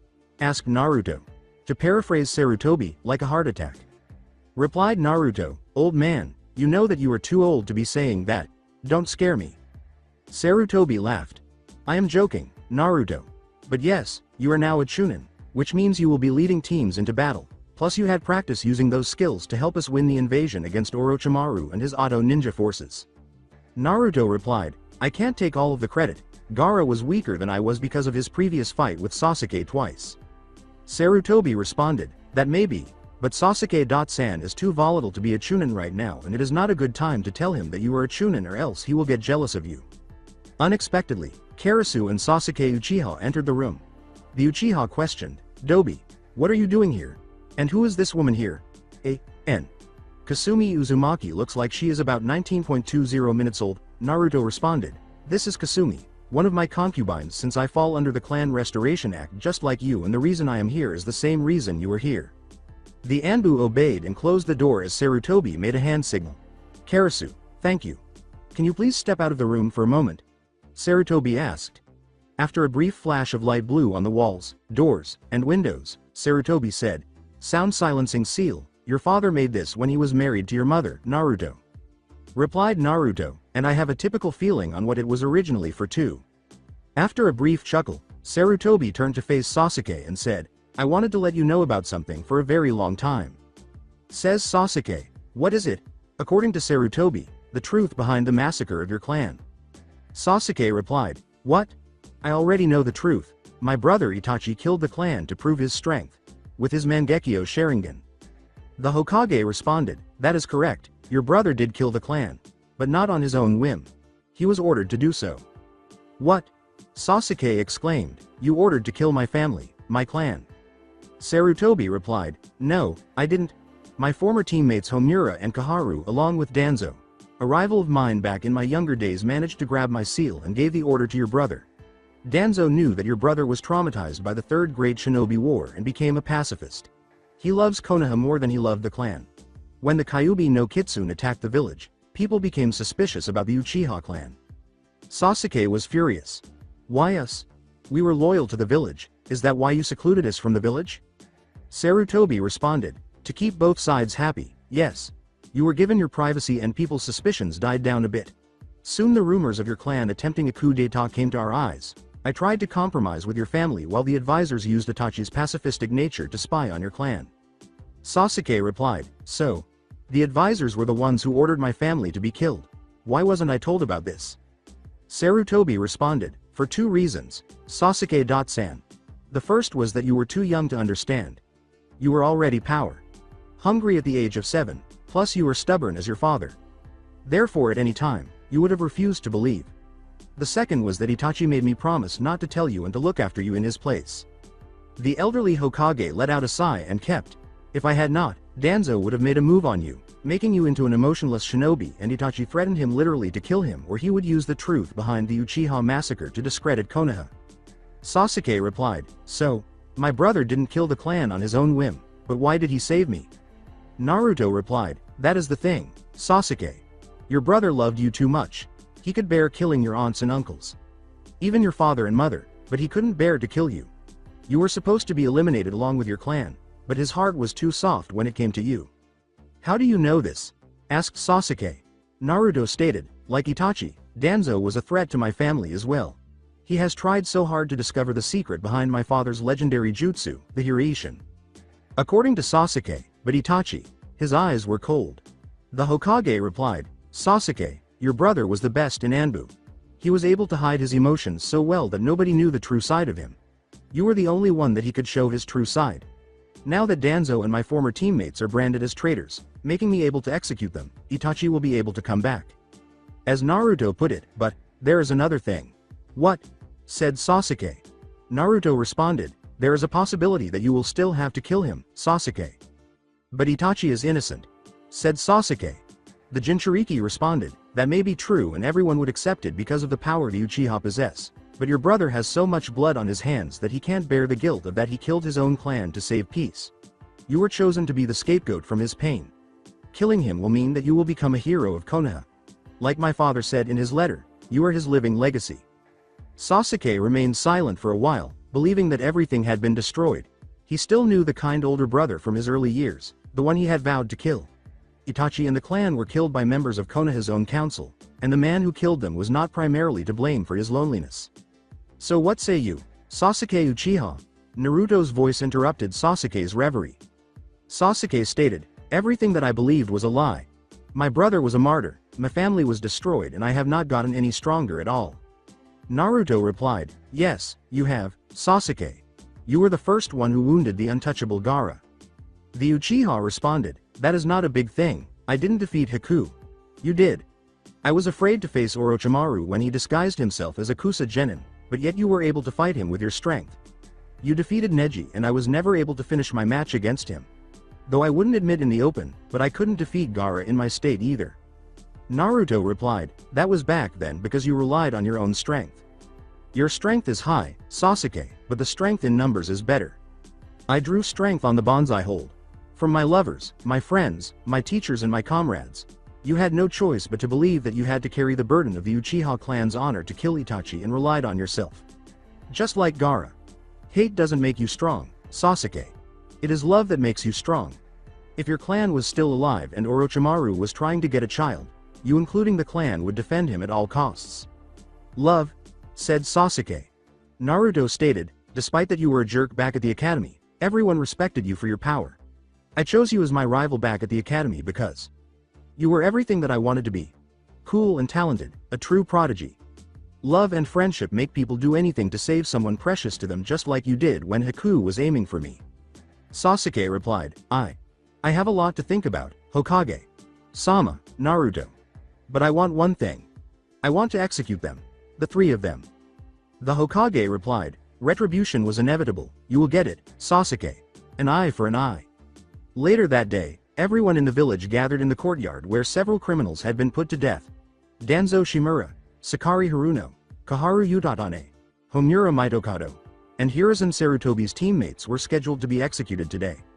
Knowing that Danzo was a cunning son of a bitch, the Hokage stood a few feet away from him. Konoha, today is a day of retribution, a day of justice for you have all been notified of the action of the traitors, Danzo Shimura, Kaharu Utatane, Homura Mitokado, Daiki Haruno and Sakari Haruno. The rest of the council mainly from the disbanded civilian side were in on it until they were killed in the war under the act of the first Hokage's law as we were in a time of crisis. The villagers muttered to themselves, some still shocked that the advisors were traitors and that the civilian council had been abandoned to be buried in marked graves while also being labeled traitors. The elderly Hokage continued, from now on, we will have two people to advise the Hokage to replace them.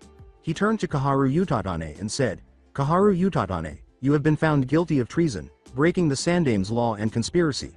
Because of this, you have been sentenced to death. Do you have any last words that you wish to say?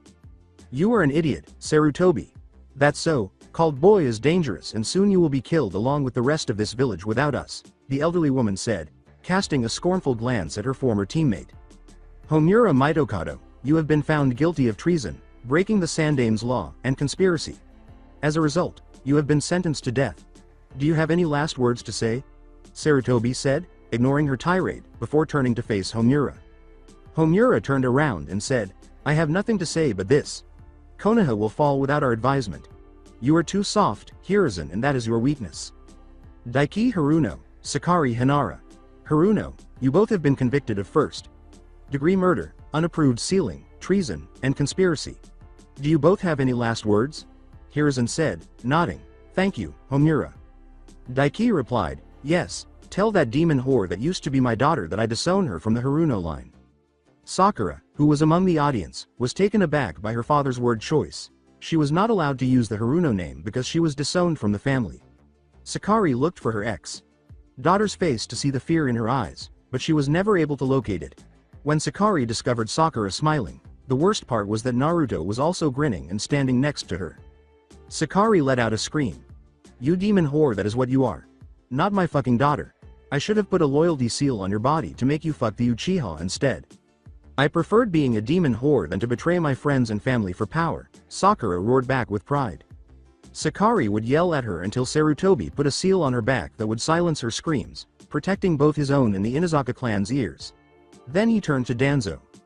Danzo Shimura, you have been accused of conspiracy, kidnapping, first-degree murder, interference of village affairs, allying yourself with S-rank criminal Orochimaru, illegal use of Kenjutsu, illegal use of a disbanded faction, illegal use of Fuinjutsu and attempted assassination.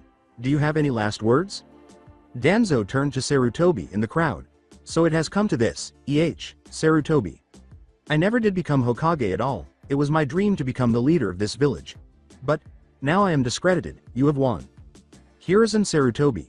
You are truly the professor, but peace will not help you win your battles. Sarutobi responded, Danzo, you are a good rival to me, we both had different views on running Konoha. War and absolute dictatorship will not win battles, but spread death.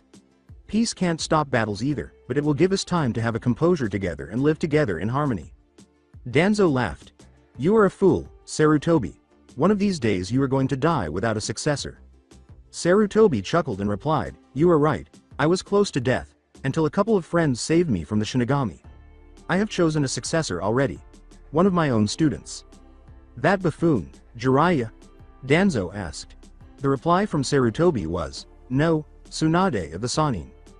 Danzo responded, You are bluffing, Tsunade will not set foot in this village, she swore that on the graves of her brother and lover. The elderly Hokage replied, That is why we are going to go get her. Knowing your friend and my student, he will seek her out to heal his arms. Now you will be executed now. This is goodbye, Danzo. Meet your executioners, Naruto Sparta and Sasuke Uchiha, said Hiruzen Sarutobi. With a widening gaze, Danzo thought, he told him, Damn it. I hereby execute Danzo Shimura, Kaharu Utatane, Homura Mitokado, Daiki Haruno, and Sakari Haruno. Let them be an example to people who betray their friends and family, the elders said, observing Sasuke's somewhat composed face but his angry eyes and intermittent flashing Sharingan. Sasuke instantly threw a kunai, killing Danzo, Homura, and Kaharu, while Naruto quickly killed Sakura's parents. Sakura and the villagers flinched as the elders and her parents hunched over. Sarutobi replied, Anbu, take them away from here. Bury them in unmarked graves. The Hokage said, Now is the power invested in me, I would like to inform you that I will step down from my position as Hokage. Everyone's eyes widened in shock because ninjas always wanted to be remembered for generations. When the elders, Danzo, and Sakura Haruno's parents were buried unmarked, it meant that no one would remember their names over time. I know that Konoha still needs a leader, the crowd muttered, growing agitated over the Hokage's choice. I will be one of the advisors on the council along with Shikaku Nara and Inoichi Yamanaka. Meanwhile, our new Hokage will be retrieved by Jiraiya, one of my former students. Until further notice, our Hokage will not be revealed. Naruto, on the other hand, had no qualms against killing because he was accustomed to it by eradicating demons. Later, after the villagers had left the area and Sasuke had gone home for a while, he felt somewhat relieved that he had captured his clan's real killers and simultaneously made 3 kills at once. Naruto.kun. Sakura strode towards her teammate after turning to face Naruto in the crowd. The Jinchuriki turned to see Sakura approaching him and uttering the words, Hey, Sakura. Chan, are you okay with? You know? I am fine, Naruto.kun, Sakura remarked. They ceased to be my parents the moment they chose to murder my sister and imprison her soul inside of me. What are they? Said Naruto. Sakura claimed, I defeated those Auto ninjas when we split up to battle them and informed Lee that I was moving forward. After that, my parents pointed a kunai at me to let me know they were there to persuade me that you were the Kyuubi. My so-called mother told me that they killed my sister because she was nice to you after I reprimanded them, then she erased the memories from my mind. When she began to etch her own personality into my mind, they also installed an inhibitor to prevent her from influencing me in any way. So I wasn't crazy when I saw 2 of you, Naruto said. So, you saw her once? Sakura asked. Yes, that's why I liked you in the academy, Naruto remarked, but I wasn't sure which was which. I began pursuing you the following day since you were the only person who fit her description. According to the former Haruno, so, that was why. I am so stupid. Sakura, this was not your fault. It was your parents' fault that you had a seal on you, trapping your sister inside your mind, Naruto said, turning Sakura's head in shock as she saw him reach out a hand. Your parents put a loyalty seal to the Uchiha on you, and it was their fault. I wonder how you broke it. Sakura remarked, perhaps it was during the Chunin exams when Ino entered my body. The seal might have been broken if my sister's identity had been used to sever Ino's connection. Naruto replied, that is a likely possibility that could be the explanation. I will ask Ero Sennin to remove the inhibitor seal once we get back from the trip. Wait. You are going to find the new Hokage with Jiraiya, Sama? Sakura asked. The Jinchuriki responded, yeah, I am. Ero Sennin is apparently going to train me over the trip, so I will be leaving for a while. In protest, Sakura said, but you can't. Her outburst startled Naruto, who questioned, "Why not, Sakura-chan?" Sakura blushed rosily and whispered, because. With a smile, Naruto raised her chin and said, "You love me too, don't you?" "They told you," said the former Haruno. Naruto answered, "What did you tell me?" "That I realized that I love you," said Sakura. "Nobody told me about that, Sakura," Naruto remarked. "Simply put, Kasumi was as anxious as you were to tell me this, and she acknowledged the same thing this morning. I will learn to express my love for you, even though I can't right now." She said, "Arigato, Naruto-kun. Be careful, I just confessed my feelings and I don't want you to die." "Don't worry, I'll be fine," Naruto smiled. "You do realize that I have to become Hokage first?" Sakura kissed him on the cheek and smiled, saying, "I will be waiting." After grabbing her and drawing her near, Naruto remarked, "Right, but before I go. That was not a kiss, but this is." Sakura leaned into the kiss as Naruto put his arms around her man, and she was taken aback by the tender kiss he gave her on the mouth. The bubblegum haired gum then whimpered at the lack of affection as the Sparta pulled her away, saying, "Sorry, but that is for you to wait on for when I get back. I will be back here, I promise." Sakura gave a nod, and Naruto departed with Burial and Alistair in his guitar. "Are you ready to go, Gaki?" "I'm ready, Arrow." "Sennin," Jiraiya said, to which Naruto retorted, "That is after the fact I read that you peeped on my mother once." Jiraiya objected, saying, "I thought I told you not to call me that." According to Jiraiya, "But that was only one time. And you still do it. Why don't you go with Tsunade?" said Naruto. According to Jiraiya, "What do you mean? From what I can tell, you are exactly like me. We were both fools who chased girls we wanted, but they wanted the Rookie of the Year or the Genius," Naruto retorted. "Tsunade, you, and Orochimaru made up your team. You were the Dobi, and Orochimaru was the Genius. Your team was therefore identical to mine, correct?" "You were quite perceptive," Jiraiya remarked. "He was Sasuke, I was Obito, and Sakura-chan was Rin, according to Kakashi's description of our team," Naruto remarked. "The same idea applies to your team. Sasuke is Orochimaru, Sakura is Tsunade, and I am you. Since I'm getting training, I wouldn't be shocked if Sasuke joined him in order to acquire power, but who would train Tsunade?" Jiraiya responded, "We better go. She tends to move from place to place." Naruto remarked, "Oji.san claims that she is a super strong combat medic and the granddaughter of the Shodem and Naidame. Her reputation as the legendary sucker stemmed from her apparent misfortune as a former teammate of Jiraiya and Orochimaru. Earned the title of Sanin after surviving a battle against Salamander Hanzo. The deaths of her brother Nawaki Senju and her lover Dan caused her to leave the village." Jiraiya continued, "And she had the biggest pair of tits you would ever see." Naruto responded, "I am going to ignore that, and this is why you always got your ass kicked by her with your lewd comments, Arrow, Sennin." Jiraiya grumbled, "Anyway, we have to hurry. Orochimaru lost his arms by your friends and Tsunade is the only person who can purge demonic chakra from his arms to regain his jutsu." "I am going to kill him," Naruto said, clenching his teeth in rage. Jiraiya replied, "Not if I reached him first, Naruto. I am kinda pissed at him too, you know." Naruto replied, "True, you are the teammate and friend of him and I am the boyfriend of the girl he betrayed and somewhat of a friend of his chosen vessel." Jiraiya responded, "We will get him together. Come on, we are wasting time." As the two headed toward the next town, they had no idea that there were two people wearing black cloaks with red clouds, hats covering their eyes, and a high cowl covering the bottom half of their faces. That's it for today. I hope you guys enjoyed this great story. See you in the next one.